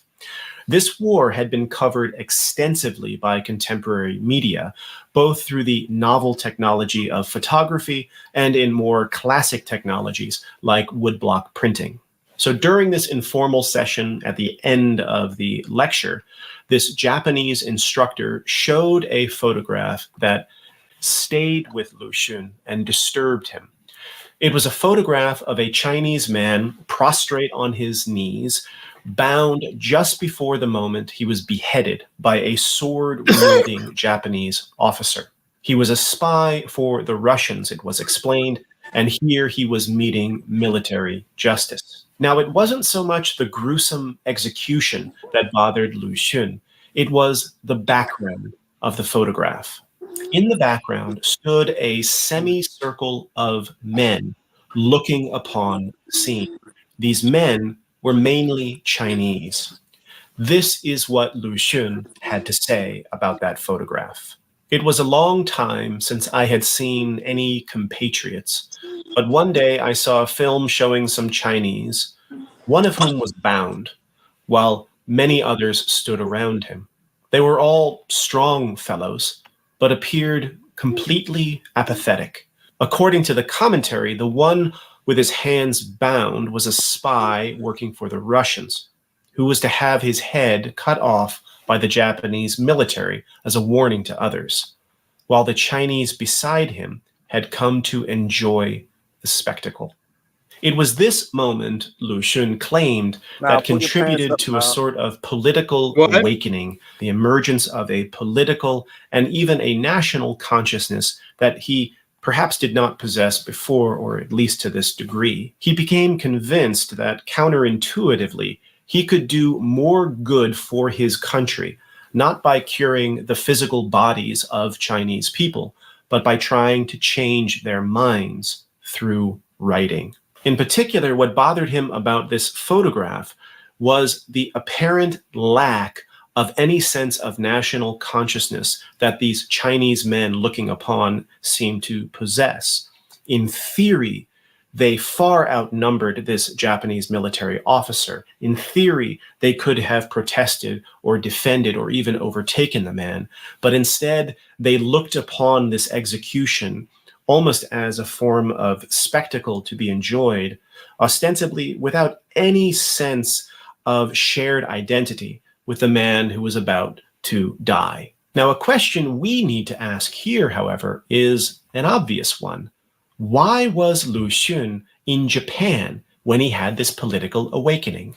One of the major effects of Japan's victory in the First Sino-Japanese War of 1894 and 1895 was to dramatically increase the prestige of Japan in the minds of Chinese reformers and students and later revolutionaries and radicals. Now, this might sound counterintuitive. Why would the prestige of a country increase when you've just lost a war to that country? But we need to remember the following. First, The Sino-Japanese War was fought largely on the Korean peninsula, and it did not have a major effect on average Chinese people, not during the war at least. We've already discussed in another video that in the aftermath of the war, there was a deep connection with the rise of the Boxer Uprising and the post-Sino-Japanese War tax hikes, which had been geared towards paying off the massive war indemnity, which was enforced upon China by the Treaty of Shimonoseki. But the war itself was not fought in Chinese territory such that it would have produced a sense of resentment against Japan per se.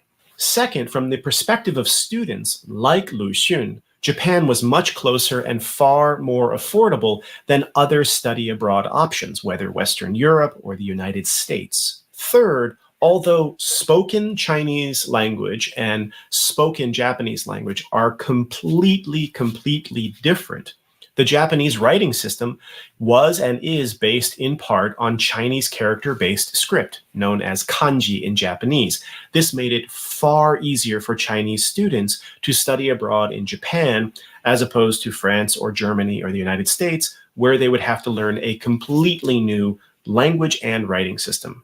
If the Sino-Japanese War led to the increased prestige of Japan in the eyes of the world, the Russo-Japanese War of 1904-1905 had an even greater effect. In the wake of that war, which Japan won, reformers and radicals and students in China looked to Japan as a model. And that wasn't just true of China. There were admirers of Japanese modernization in Korea, in what we now think of as the Middle East and North Africa. Indeed, W.E.B. Du Bois in the United States wrote glowing and admiring words about Japan following its victory against Russia in that war. For many young reformers, Japan's ability to undertake a crash modernization program, along with all of these factors of cost and proximity and linguistic overlap, made it a kind of super magnet for Chinese students and others at the close of one century and the opening of the next. In the year 1900, there were only about 280 Chinese students in Japan, a very small number. By the end of the Russo-Japanese War, around 1905, however, that number increased to around 8,000 and then grew to 13,000, far more than any other foreign country as a destination for Chinese students. Thus, Lu Xun was not only a foundational figure in the history of modern Chinese fiction and essay writing, he was also emblematic of a new era in which Japan came to play an increasingly central role in the trajectories of Chinese modernizers, students, and revolutionaries.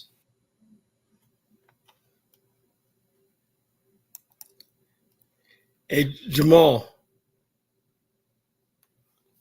Hey, what's going on, Colin? Your Mufasa was on here a little while ago, man. We had a good conversation, you know. Yeah, okay. I was breaking it down to him. I was like, yo, the problem is books and education. He said, you don't believe in oral? No, because the problem with oral tradition in Africa is you go to one oral person, he'll say one thing, the other person, the date is wrong, this is wrong, and everything. You know what I'm saying? Right.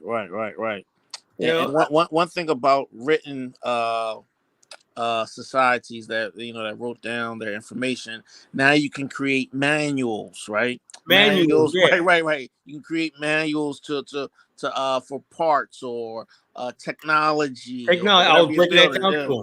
Yeah. So yeah, that's very important, particularly in the modern world. Yeah, I said Africa missed out on the Middle Ages. Mm-hmm. You know, so they try to build a modern society, and for 500 years, the transatlantic slave trade arrested Africa's development in the Middle Age. You know, right? And so Europe went through the Age of Reason, the Age of Enlightenment. You know, mass education, all stuff like this. And you wonder why Europe took over Africa and took over the world. Exactly. That was a very important period. Yeah. So, like I said, I was just breaking it down to him. I said, look, and I was saying tonight, I said, look, I was basically talking about how we in Black America. Have you ever seen a video, Jamal, of a Caribbean or African quitting a job? We talked about that, right? Never. Yeah. Right. Yep. They get on a job and they stay there until they get their degree or whatever like that. You know what I'm saying? Mm-hmm. Or African American be like, yo, fuck you, man. Fuck you and fuck your motherfucking I'm job. out of here. They go to, especially in this day of time, they going to a new job. Yeah. Yeah. They come back, I got a new job, whatnot. And you know they will too, you know? Mm-hmm. They'll have a new job before the bills are due. Yep. That's a So fact. so a lot of people are like, yo, man, when they work with Caribbeans, they're so happy and whatnot, you know? Mm-hmm. And Africans and whatnot. They say, why can't these people be like them? And you gotta understand too, like even like if we, like I said, this is a big country. You know, we all not the same. But if you talk about the Northeast corridor, if you talk about places like Chicago where like heavy unions are strong, a lot of our Caribbean brothers don't understand, or our African brothers, the institution of unions. You know, Yeah. how not to, management. You know, you got to work with management, but they're not always not your friends, and you have rights on the job. You have worker rights. You know, in some Yeah. places, if they come from different countries, they don't understand that. You know. Yeah. That's exactly what I was telling them. I was playing a video of Yellow Freight Mm, a little while ago. I said, look, yeah, how many Africans or foreigners don't have 401ks and pensions and whatnot, you know? right. Because African or foreigner, they'll come here, they'll work at a job, they'll work 7 years. The next thing you know, either they're going back or they got some more education, they're moving on. Where a black person will stay on that job for 30 years, retire, and get a nice fat pension for the rest of his life, you know? Right. Yeah, that's a fact. That's a fact, and that's nuance. You know, and that's something with culture. You know, because we tend to look at, as only maybe immigrants being successful at the highest levels of what so-called society is. But when you start coming into that where most of the immigrants are at, you know, a lot of the playing field, they don't exceed in a lot of times, You know, at the lower end, you know what I mean? because they're not complaining. They're just going Right. to job, entry level jobs. And we talked about doctors. I said, yeah, if I was a medical, I work in the medical field, right? Insurance, Mhm. right? But I'm around a lot of doctors and everything. I know how it works. Friggin' doctors, man, they got doctors, nurse practitioners, and everything. If a hospital system or HMO or PPO system is going to hire in Nigeria for 30% less than somebody who's educated here, they're going to do it. You know, Right. it's all about the bottom line. You know, that's why they get Indian doctors and everything because they're cheaper. Right. And one thing, also too, Kyle, to add on to you, a lot of groups don't understand that you can be, let's say, a black woman, black man in America. Say you're a manager at Walmart at a certain managerial position. You can make over $200,000 a year in some of Yeah, these yeah. managerial places. Like, I know people. they don't understand that. Yeah. The manager of Kroger, you know, in this area, black guy. It was like 20 years ago. That guy was making like around $200,000 a year. You know, Yeah. even in places like KFC and whatnot, where they got stocks, it was owned by Pepsi and shit like that. Yep. You know, McDonald's managers, you know how much they make? You know, Yep. you got to be making some money. You know, people think it's, and black people dominate them shits. You know. Yeah. Everything ain't always some mythical corporate job that don't exist, you know? Right. That's a fact there, brother. Because everybody think, oh yeah, everybody's getting off the boat, getting these nice fat jobs, $100,000 a year starting out. That's dream world, you know? Right. Yeah, you're right about that. Yes. So that's what I said. I tell people all the time. I said, look, all the stuff like that. But the thing is, what do you think about the title? I said, is Black America sick man of the diaspora? They treat us like we're sick man, but I think the fact that since we live in a first world country, right? We're first world people like white America are. We have the same habits they are. Black people work harder than white people. White people, you know, they don't care. They'll starve before they work certain jobs, you know? Right. And so therefore, and which we call also, we have a higher standard of living. We have to live 20 to one house and whatnot, you know? Exactly. Yeah, we don't. Yeah, I mean, we already went through that, Colin. Yeah. A generation ago, because I remember my mom and her parents. And she had like, my mom had like 10, 12 brothers and sisters. And a lot of the girls were shacked up in the house until they, in their 20s and late 20s, they were shacked up. So, and so when people say, oh, we gotta do like how the Mexican, well, we already did that in a lot of black families. We did that shacked up. already, How Yeah, the hell we we did that gonna already. back there? Yeah. You can always go to in my neighborhood and just say you can always tell where the house is Filipino, Mexican. There's like 10 cars out there, all souped up and whatnot, Right. And I always think about the black people did what they did and whatnot. Yeah, it sounds good, but Negroes, we can't get along like that, Mm-hmm. They got a sense of family. Yeah, I don't mind seeing my family on holidays and shit like that, but I like my space, we pay for that, Mm-hmm. And so Yeah. So the title say is Black America the sixth man of the diaspora? Yeah, that's a question they will say. Because they come here with that a person from the third world don't know anything. America's paradise. There's running water. There's all the shit like that, Right. And their whole thing is they don't think we appreciate what we have in America. Right. Mm-hmm. And we're just saying that white people, we're not willing to kiss white people's ass for it, Well, they are. Yeah, we have a certain standard of living, a certain culture, a certain lifestyle. That's natural. How do you freaking reconcile that? Because they have this thing, even I was watching Dinah's show today, right? It's come to Nigeria one night. Well, we have a different culture, Right.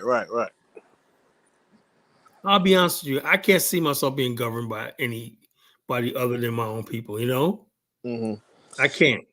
But you know what it is, Kyla? I think some groups, I'm gonna be honest with you, I don't think they know the African American story, man. They don't know us at all. They don't know. And I never thought about that. It's like, they know the outer layers, but that's only the outer layers of a person. Right. That's why I'm gonna culture, do it. Show. They don't know us, man. Yeah, with this platform right here, YouTube platform, I'm gonna explain to them what we are. You and I are gonna explain to them what they are. Right. They really don't know. I thought about that same thing this week when they don't know us. Like, let me give you a perfect example. You got, even take hip hop. White people don't know hip hop. They don't know us. Nah, they think they knew us. Don't. All they knew was Snoop Dogg and Too Short and everything. They don't know who AZ was. They don't know the rhyme skills and stuff like that. They don't know nothing about that. Helter Skelter. And clip. DJ Stanham talked about Helter Skelter the other night, Oh yeah, get out of here. Yeah, he was basically, when he came on my show, he said he had to call in. My show was so good, he had to call. He said, Colin, he texted, I'm calling in, brother. Right. I was on fire.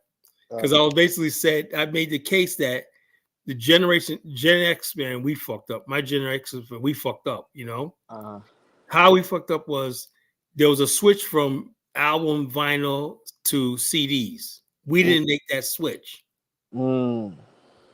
CDs, when they came up in the 90s, they were like, we got to move units. And the only thing that was moving was people like Death Row who was selling CDs to the white suburbia.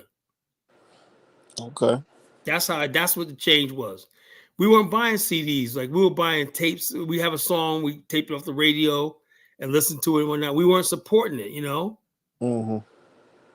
We weren't supporting hip hop, monetizing it. Black people didn't. So that's why it's laughing when I hear Tariq talking about we hip hop. Hip hop was controlled by white people from back then because they were the one buying it. I have never been to a black person's house, seen them see it with a CD collection. Never. I see DVDs now. When the DVD players came out, everybody got one, Right. The CD players. What had CD players? They were like Walkmans, right? Back in the days.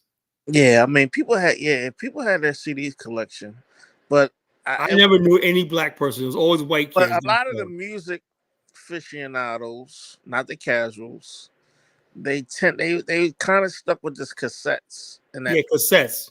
Cassettes, yeah. But the thing is, when they talk about moving units, they were talking about those CDs. Because you know what a CD? CD costs like about 50 cents to make, right? And it's selling for $15. That was a markup. Yeah, it was marking up. Yeah, that was a markup. That was a markup right there. So we're gonna say, like, remember Raekwon said, I move rhyme like retail. Remember that? Yeah, I move rhymes like retail. Make sure shit sell. Yeah. That's what it's all about. Moving them units, man. Mm-hmm. making sure Sam Goody re-up and order some more. Oh, I used to love going to Sam Goody, man. And we don't do that anymore. Now everything's streaming, you know. Yeah, everything is streaming, man. And these white kids in the suburbs are streaming this stuff and whatnot. You know, we never get control over this shit. All they do is use us to hype it up, right? We're the hype for the music, and then they buy it, you know, and they're the ones who monetize it. Like Kendrick Lamar, where everybody's talking about Kendrick Lamar now, but he knows where the blood is coming from, you know, white suburbia, because they're watching all this, you know. But you know what, Kyle, the battle between Kendrick and Drake, that was another thing that showed me how they don't really know our culture, right? Because a lot of people outside of the culture, like there's other countries, they were like champion Drake.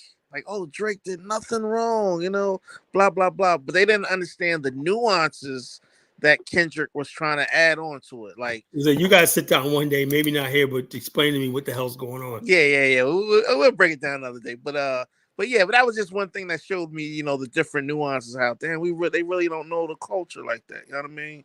Right. No, how are people that claim we put all this stuff out here, hip hop dominates or black culture dominates, and nobody knows who the fuck we are. Now, the black people. You know what I'm starting to learn, Colin? It made me want to dive into like what makes a cultural anthropologist like so important, you know, because most things about culture, we only see about 10-12% of anybody's culture. You know, outer layers, you know, and like a tourist. And you have to be around somebody like married into them and around them and everything, around their aunts and uncles. Hey, Colin, it's so hard to penetrate culture. And most people, if you ask them, I don't care what country they're in, okay, tell me your culture, identify your culture. Most people can only identify two things: music, food, or some kind of outer layer of clothing, but they dive into the nuances of culture. I had to think about that too. I would say like this: culture is something like yin and yang energy. Culture is more your yin energy. That's stuff you do without even thinking subconsciously. You know, speak on it. Without doing subconsciously, and a lot of people don't know until it happens. Right. They'll say, why do you have people do that? They'll say, then you won't know until you go around somebody else. And they're like, why do you do that? Well, I've been doing it a lot. I don't know. I didn't know I was doing anything wrong. Right. You know? Right. You know, I didn't know I was doing anything different. It's your culture. Everybody, like, you know, it's like a lot of times culture is subconscious, you know? Yeah. It's not even conscious. You don't just do a culture. It's something that just happens automatically through your environment and stuff like that, you know? Right. Yep. That's true. And most people can't identify that. And that's the problem we're having. When they say, you know, because you never, Colin, a white person will never tell you don't have a culture. A white person will never say that to you because they know things maybe you contribute, right? They know you eat a different food than them, right? They know I had different music. We're so different, we're different ways of kids. Like a black person. Let me give you an example. Mm-hmm. When you see a sister pull out that belt and whip a son right there in public and whatnot, you know, that's culture. That's culture, that's culture. We whip our kids and whatnot; they get out of line, you know. Right. And we're having with some people that's coming from other countries that look exactly like us. They're saying, "Well, Colin, you don't have a culture." You know, that's the problem we're having right now. Yeah, and they don't bother being around us enough and whatnot. You know, there you go, Colin. There you go. They're not around us enough to understand. Yeah, we do have a culture. Right. You see that one video that I played with the dude was eating with his hands and shit. Mm-hmm. Africans digging in their ass and whatnot, eating with hands. She was like, "Don't do that. You're embarrassing me." This is how we do it in Africa. We eat with our hands. Right. We're eating noodles and whatnot. That's disgusting. You know, your hands have germs on them at all times. Mm-hmm. So she goes, "We don't do that over here. We eat with a fork." You know what I'm saying? Like I said, I don't eat with a fork. Like I said, I go to certain Ethiopian. Like me, something before I started getting serious with Isabella, there was this Eritrean girl I was talking to, right? And I was hitting her. She was pretty, real pretty, Helena. She was gorgeous, man, right? But still, though, I knew for a fact that the matter is, and I would say like this, Shnagalaga, you know, the Shnagalaga language and whatnot. I don't mean to make fun of it. I always, every time I make fun of people, Isabel love when I say this, right? Isabel, you're going to start speaking Shnagalaga to me and whatnot. She goes, stop that, you know? And He's like, and I'm gonna eat with hands. Come on, that we don't eat with our hands. You know, Yeah. I never. If I gotta eat with my hands, man, there's something seriously wrong. Hey, Unless I'm eating maybe French cornbread, fries. maybe cornbread. That's about it. Yeah, of course. If I gotta pick a piece of cornbread or sandwich or whatever like that, yeah. But you don't live. I don't. I'm not gonna reach my hand in a bowl of soup and eat it. You know, Right. that's nasty. It's pure like nasty. Mm-hmm. But yeah, culture, Colin, man, is one of those hard things to penetrate, man. And like I said, we only see about 10, 12, 15%, if that, of anyone's culture. You know, Yeah, the when you rest, go the whole 85%, you don't even see. You know. when you go to somebody's house and whatnot, and Ethiopian like my boys for former neighbor's wife was Ethiopian, Mm-hmm. and I was dreading the fact that she was talking about, well, we do this, they bake this big platter and you gotta eat with your hands. And I'm like, dude, I don't want to eat nothing that somebody else's hands has been in, you know? Right. I'm just a germaphobe, you know? Yeah.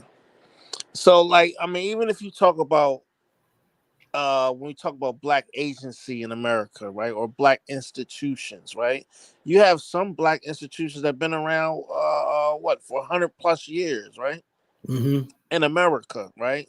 To see a university as one example, right, that's But older than. we have the institutions, but Yeah, you got they institutions, just but don't do a damn, but you know? people don't connect institution with culture. You know, Yeah. that is a very important connection. And for some reason, some black people that come to maybe this country, or just in general, or people in general, they don't make the connection because they can't identify culture with a certain group of people here. And what about the fact that Jamal, there's a lot of times people expect, like we have certain things that we talk about and we do as a people, right? Right. People expect us to throw that out the door to, in the name of Pan Africanism, to accommodate them. You know, Mm-hmm. it's like okay, there's things like we do in our culture. You have to know who WB the boss is. You have to know who Booker T. Washington is. You Right. have to know why we did this and everything like that. You know, Right. because we're living in a country that, you know, white America is still the antagonist to us. You know, Right. a lot of times people come over here and they basically, oh man, you black people are so uptight about race and everything. There's a reason. The Mm-hmm. history, you know, that's part of our. We're very set black. Did you see that they were Reggie Jackson? Oh, man, that was deep, man. That was deep. Yeah. See, the white people were so upset over Reggie Jackson. Mm-hmm. They so because he said that, right? Right. And I know even when he was with the Yankees, people would give him shit. I remember back in the days, no one liked him even in New York. They hated him, but they liked the fact that he knocked them home runs out and won the World Series with them. You know, Mm-hmm. Yep. Yep. Yeah. all my white friends who were growing up. You know who they like? They liked the Kansas City Royals with George Brett back in the day because they couldn't stand the fact that the best player in New York was a thing. So this idea that New York is standing by the Yankees is bullshit. Outside New York, upstate New York, white boys love the Kansas City Royals. They like that. They didn't like the New York Yankees. Oh yes, particularly at that time. Well, you had Reggie Jackson. Dave Winfield, Yeah. Willie Randolph. They didn't like the Yankees back then. You know. Yeah. Now everybody from New York is a Yankees fans. That's bullshit. You know. But that's a culture. He said, "Look, I went through this." So the bottom line is, people. I don't understand something, and it's so people are so insensitive. He was just showing his pain, what he went through, and he was, I had to do this and whatnot, do this and what, and he was just like real choked up. And they're like, "Oh yeah, well How yeah." do you feel about them integrating the Negro League baseball stats into the major leagues? What was your thoughts on that? Well, the bottom line is there's going to be a lot of people that's going to be bumped. Like Josh Gibson, they said was the best baseball player that ever lived. Yeah, he's the number. They He's said the he hit the number ball out the park like it wasn't funny. They yeah, said he was Babe Ruth was a white Josh Gibson, yeah. and so it's stats and everything. But the thing is, Bo, I have mixed feelings about this. Right, we're in a very dangerous situation. Do you know the Negro Leagues was grossing millions of dollars? By Yeah. the 1940s, Black America had figured out that they could build their own communities and build their own wealth here in this country and whatnot. Then suddenly they come up and says, we want to integrate you into American society. You understand something, how a lot of black elites say, they'll go around. I know these type of people. They'll go around black people and whatnot, oh yeah, it's good and whatnot, but I deserve to be with the white folks. You know what I'm talking about, right? Right. And so instead of them sitting there enjoying like a big gathering of black people and everything, they're just saying, oh yeah, this is all right, but we gotta have white folks. We gotta be with white folks and everything. So they were never really interested in building our community. But Kyla, just to give a little pushback, I mean, the Negro Leagues did have some problems in the front office. Let's put it like this: some managers, some team officials and team owners had more money than others. Right. But it was so if you take like the Grays or some of the top elite teams, they could compete, pretty much every year. But you had a lot of the lower echelon of teams, they might not even be around the next year, or they didn't have enough money to play the players, at the end of the season. So it was, we kind of romanticized it a little bit. What they should have got into, the Negro League should have got into, was sponsorship. Well, you think of the times, though, the time period. Who's going to? I think the thing was, but look, just not even 20 years later, right? Pepsi and Coke were battling for the black market. Remember that? Yeah, I remember that. You know what I'm saying? I read about that. Yeah, it was before. Pepsi, Coke had the shared black market, but they weren't showing no blacks in advertisement, nothing like that. And so Pepsi comes along and says, this is a new generation with new thing. And they start showing blacks in advertisement and paying black actors and everything to promote their product and everything like that. So Pepsi blew up over Coke. And with that, they took over the share of the market. I just heard the other day that now Dr. Pepper's #1 in the country, man. I would never thought that. But what came with some of the problems that the Negro League had, also is one of the reasons why the game expanded so globally also too, right? Because you had guys like Satchel Paige and Josh Gibson. They would go to the Caribbeans and play during the winter, right? And that helped expand the games. And even in Japan, a lot of the Negro League teams went to Japan too, to get paid during the winter, and that actually helped expand the game even to a broader. And the bottom line, they didn't want anything competing. In other words, if you're from America, they said, well, what are you going to do? The thing is, like, the white people have this thing. Either we kill these people or we got to do something with them. And the bottom line, I believe that the Negro League, it wasn't just about Jackie Robinson thing. I just thought that independent thing was a threat to them. What next? You building your own towns? We had our own towns and whatnot, but they really were controlled by whites. You build your own industrial parks, this and everything. So they had to integrate us into making us all Americans, And so that's why I believe that like I said, it's a catch-22 because let's be honest with ourselves, black people are making way more money now in integrated sports than they ever would have in the Negro League. But did we lose something? Should we integrate into the major leagues and still kept the Negro Leagues like a minor leagues? Mm-hmm. Why did we give it all up? And that's the question you have to ask. Yeah, why do we give it all up? The profits. Once the players started going to the major league, then the owners, that's when, the owners was on this capitalist thing. They're not getting the box office no more. People not coming to see them no more. Why would I go to a Negro League game when I can go down to Ebbets Field, Kyla? Black folks was getting in Ebbets Field around that time in Brooklyn, right, to watch the Brooklyn Dodgers. Or I was getting in the Polo Grounds up there in New York, right? So I think that's something, why would I go to a Negro League game? Because I'm not seeing the best players no more. I'm seeing Jackie and Ebbets Field. I'm seeing Willie Mays at the Polo Grounds, And I think that's something, that culturally you have to talk about. Yeah. And you couldn't even have this conversation with the average African. He wouldn't understand what the hell you're talking about. Right. They really think America was this perfect country all the time. Mm-hmm. That was a real thing. Well, whatever our ancestors did, they made the decision to integrate. So this is what we got to live with. Right. Whatever they saw back then. that baseball was America's pastime, man. Yeah, That's I why know. not a lot of black folks that's at a certain age in their 80s, they're Brooklyn Dodger fans, man, because they became Dodgers fans because of Jackie, Roy Capinelli, and all these players, they're, so So we're saying Black America is quintessentially American. without a doubt, Yeah, American is apple pie. What up? so Black America is American in our outlook. Even though we have an African experience and everything like that, we're American and our values and stuff we treasure and stuff like that. Our love for baseball, and sports. It's American. Oh, for sure, for sure, for sure. So a lot of people don't understand that. I can understand why we like this because, hey, look, if somebody offers you a chance to be part of America, that's the lure of America, right? People will sell their souls to be part of America, Right. As long as America's on top, right? I don't know if the Black Power or Black Nationals will ever going to have a chance.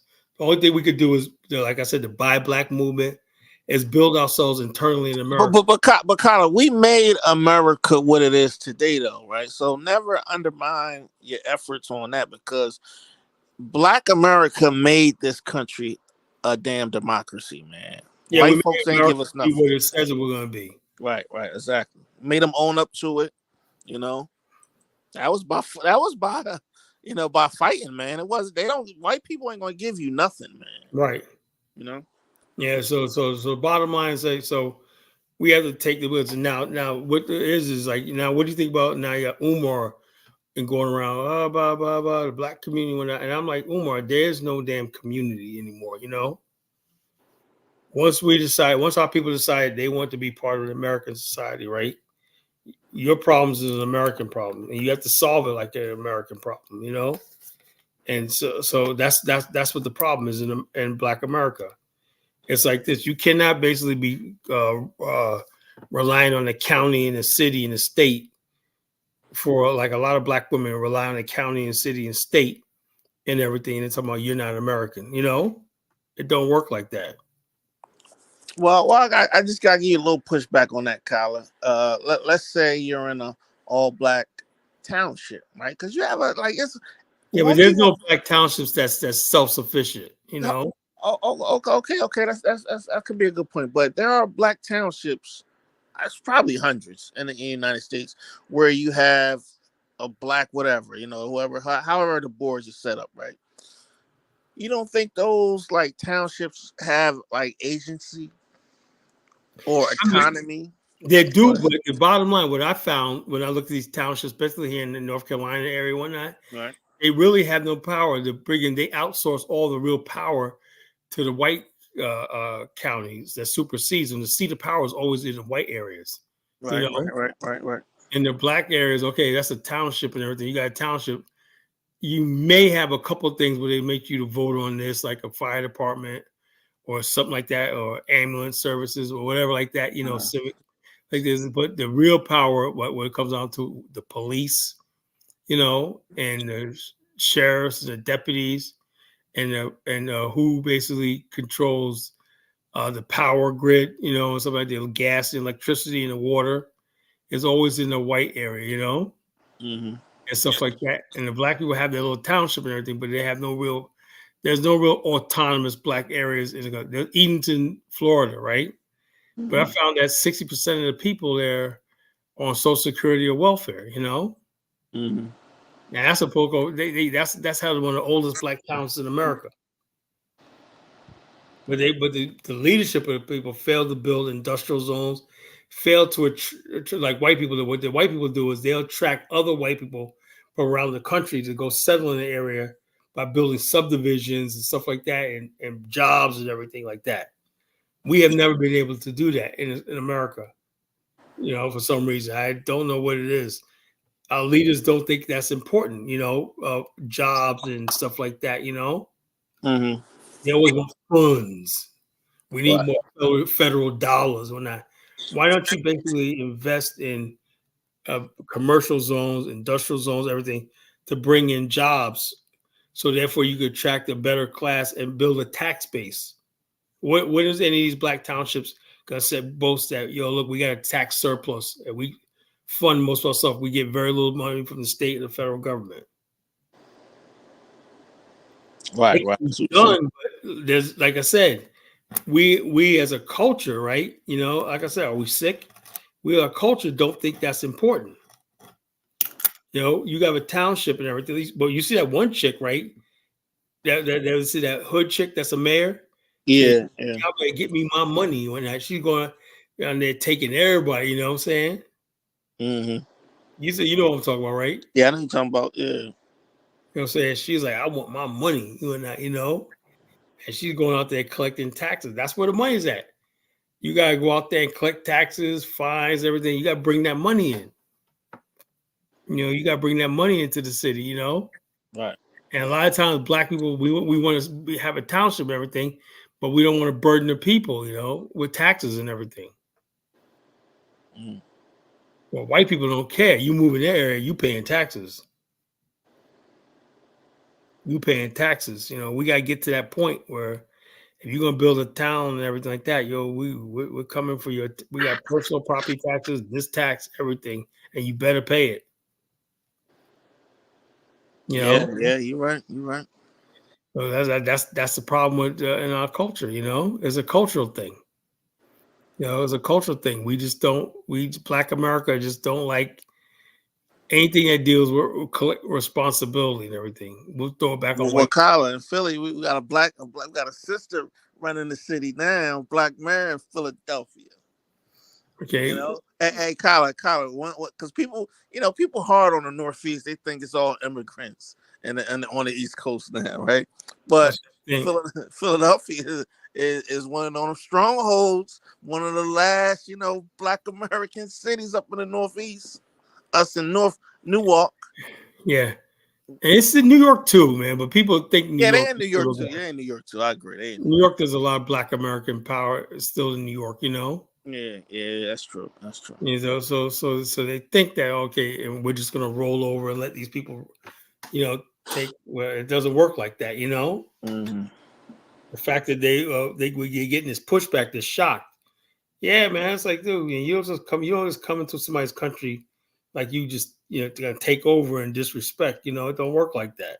Yeah. They want us to change our outlook on things and whatnot. We're not third world people. I'm not a third world person. I don't know what it's like to be desperate. Well, I don't know what extreme poverty is. So you can't come over here talking about, oh yeah, that's this. White people are like, yeah, a lot of black immigrants are like, it ain't. Yeah, you have some police brutality and everything, but this is a great country. I like, look, why? So every time you say it's a great country, all you're doing is giving white people a pat on the back. Right. I say, yeah, we build our own communities. In Black America, we do our own thing. But I'm never going to tell white America you're off the hook, because it don't work like that. White people want to be exonerated from all the sins of their forefathers. How they do it? They always get people coming over here. You heard that new Colombian immigrant that's running for office said? What city is that? In Missouri. Oh, okay. Nah, I ain't heard of it. Juneteenth is a ratchet holiday.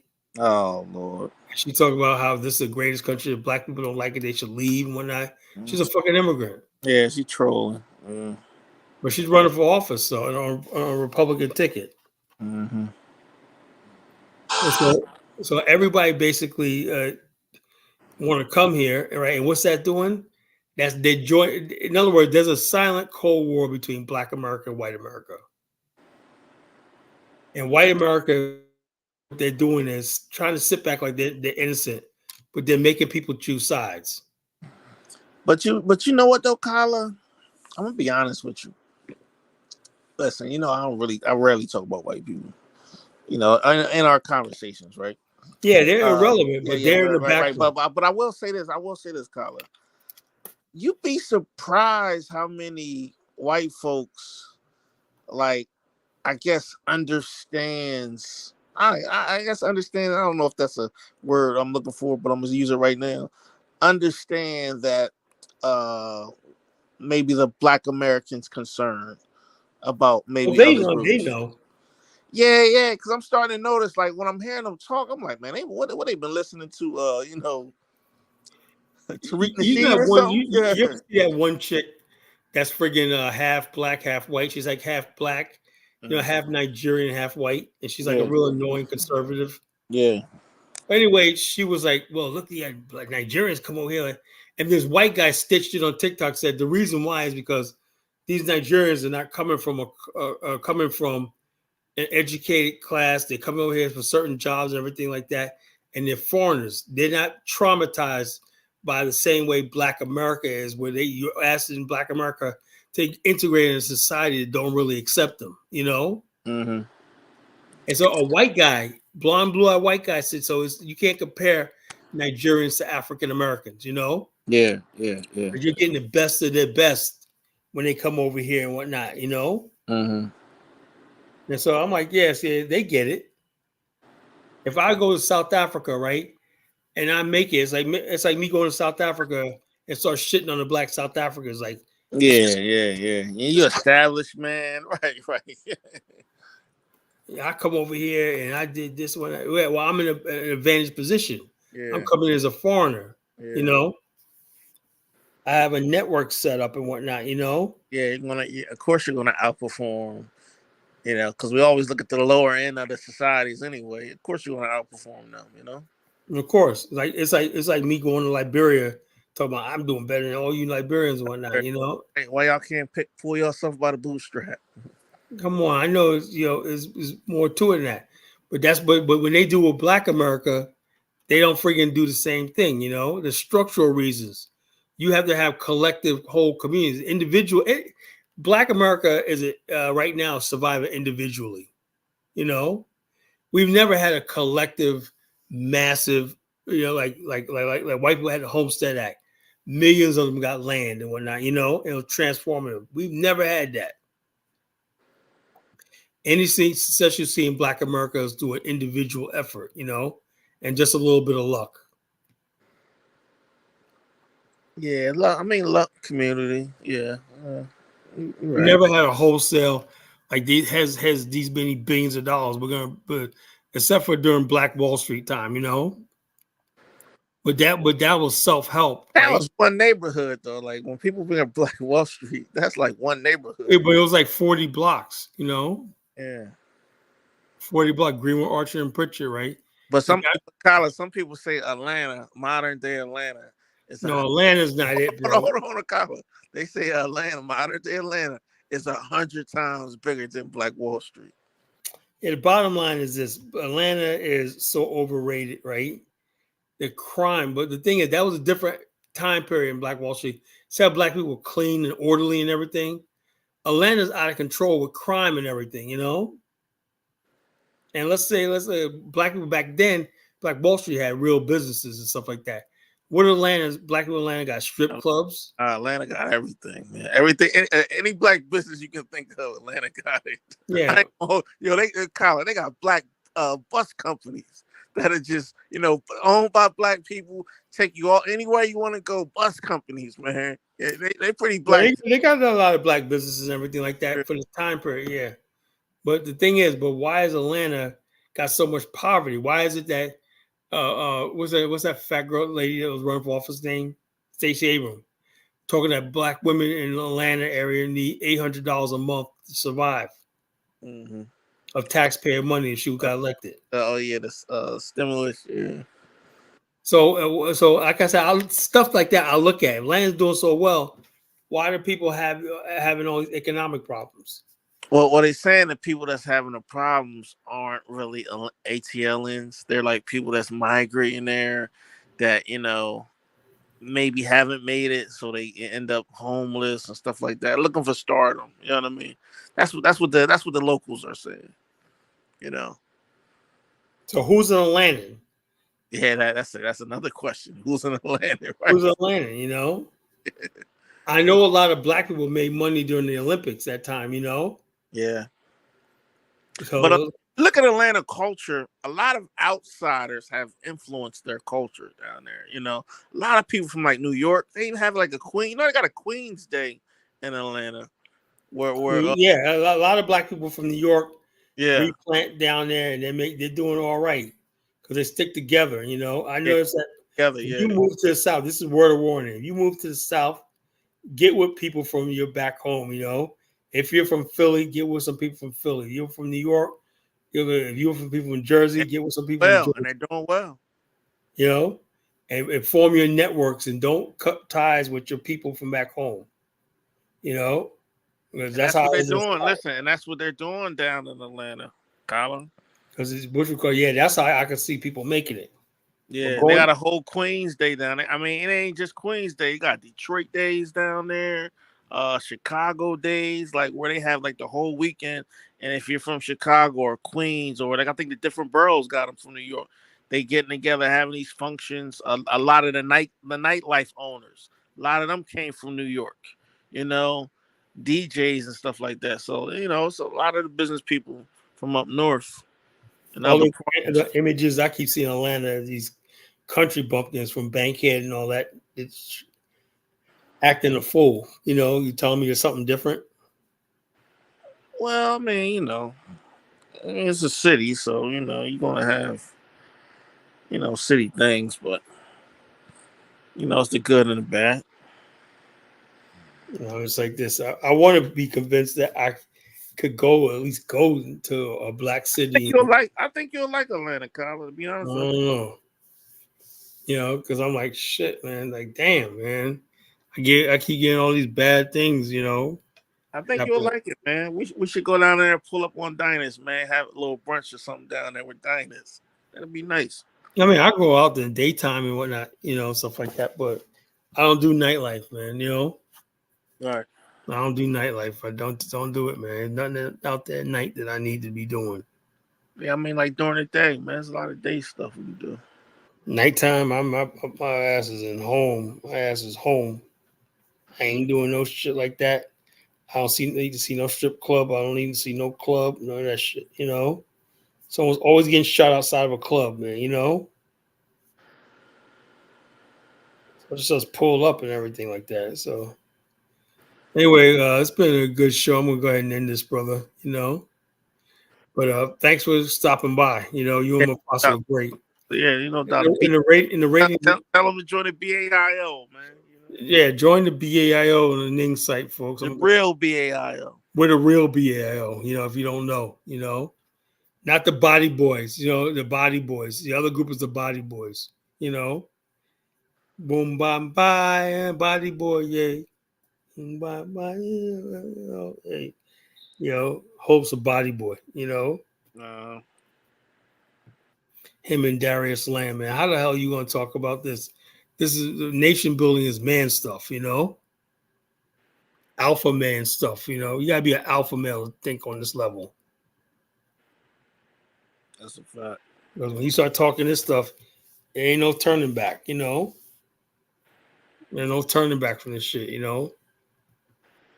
And so, like I said, Brandon was saying on the show, Hole's playing games with people and whatnot. He ain't serious about this shit. I told him Foster, man. I said, well, who cares about who actually created the emblem? Mm-hmm. I mean, nothing, man. He's still harping on that, man. That's crazy. Yeah, who created the emblem and all kind of stupid stuff like that. Design the emblem or stuff like that. Well, it doesn't matter. We both had it, and I got the trademark. So, so the bottom line is this, man. So it was like I said, 5 years. I haven't split the Hope in 5 years. In 5 years, what has he done in 5 years? Look what all I've done in 5 years, and look what he's done. Nothing. Nothing. He's gonna be 60 years old in less than 2 years. Wow. And he's still going back and forth over a fucking website, Is Hold Up a boomer? Is he a baby boomer? Oh, he's a Gen Xer. He was born right at the edge of Gen X in 1966. Okay, he's Edge of Gen X. Yeah. So in 2026, he'll be 60 years old. Some of them boomers, and we got to do a show on this one day, Kyle. Them baby boomers. Some of them baby boomers are gone, man. Yeah, you know, They they didn't have clocked out. no They idea. caught. They're the most weakest black men on the damn Oh planet. my You know? God, yo, Colin, baby boomers, man, gone, man. Because they grew up with the idea that they're gonna integrate with white people, sleep with them, and all stuff like this. Mhm. And we're the generation, we don't have any interest in that shit. You know, Right. we don't give a fuck about them. You know, we're Yeah. trying to build stuff for ourselves. They okay, well, you guys sold your soul out to get next to them, and they always complain about racism in the workplace. Why don't you build your own workplace? You know. Mm-hmm.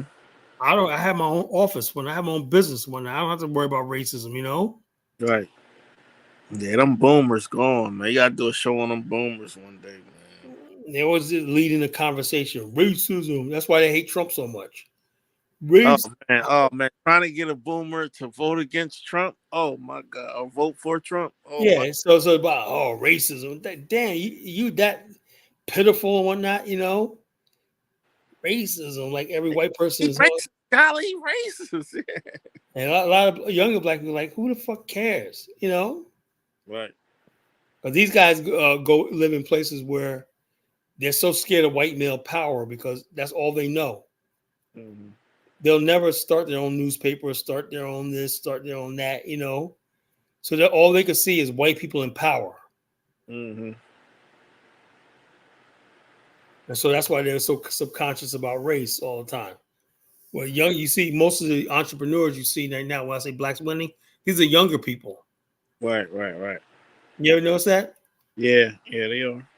The younger people, they're not freaking older people, millennials and Gen Xers and whatnot, you know, even Gen Zs are doing amazing things and whatnot. You know, I'm like, shit. They don't have to worry about no damn racism. They're making their own money, you know? Yep. Well, these baby boomers, they still think we live in an area where white people got the final say. White people don't have the power like they used to have, you know? But anyway, brother, I'll give you a holler tomorrow. All right, peace, Colin. Peace. Peace, brother.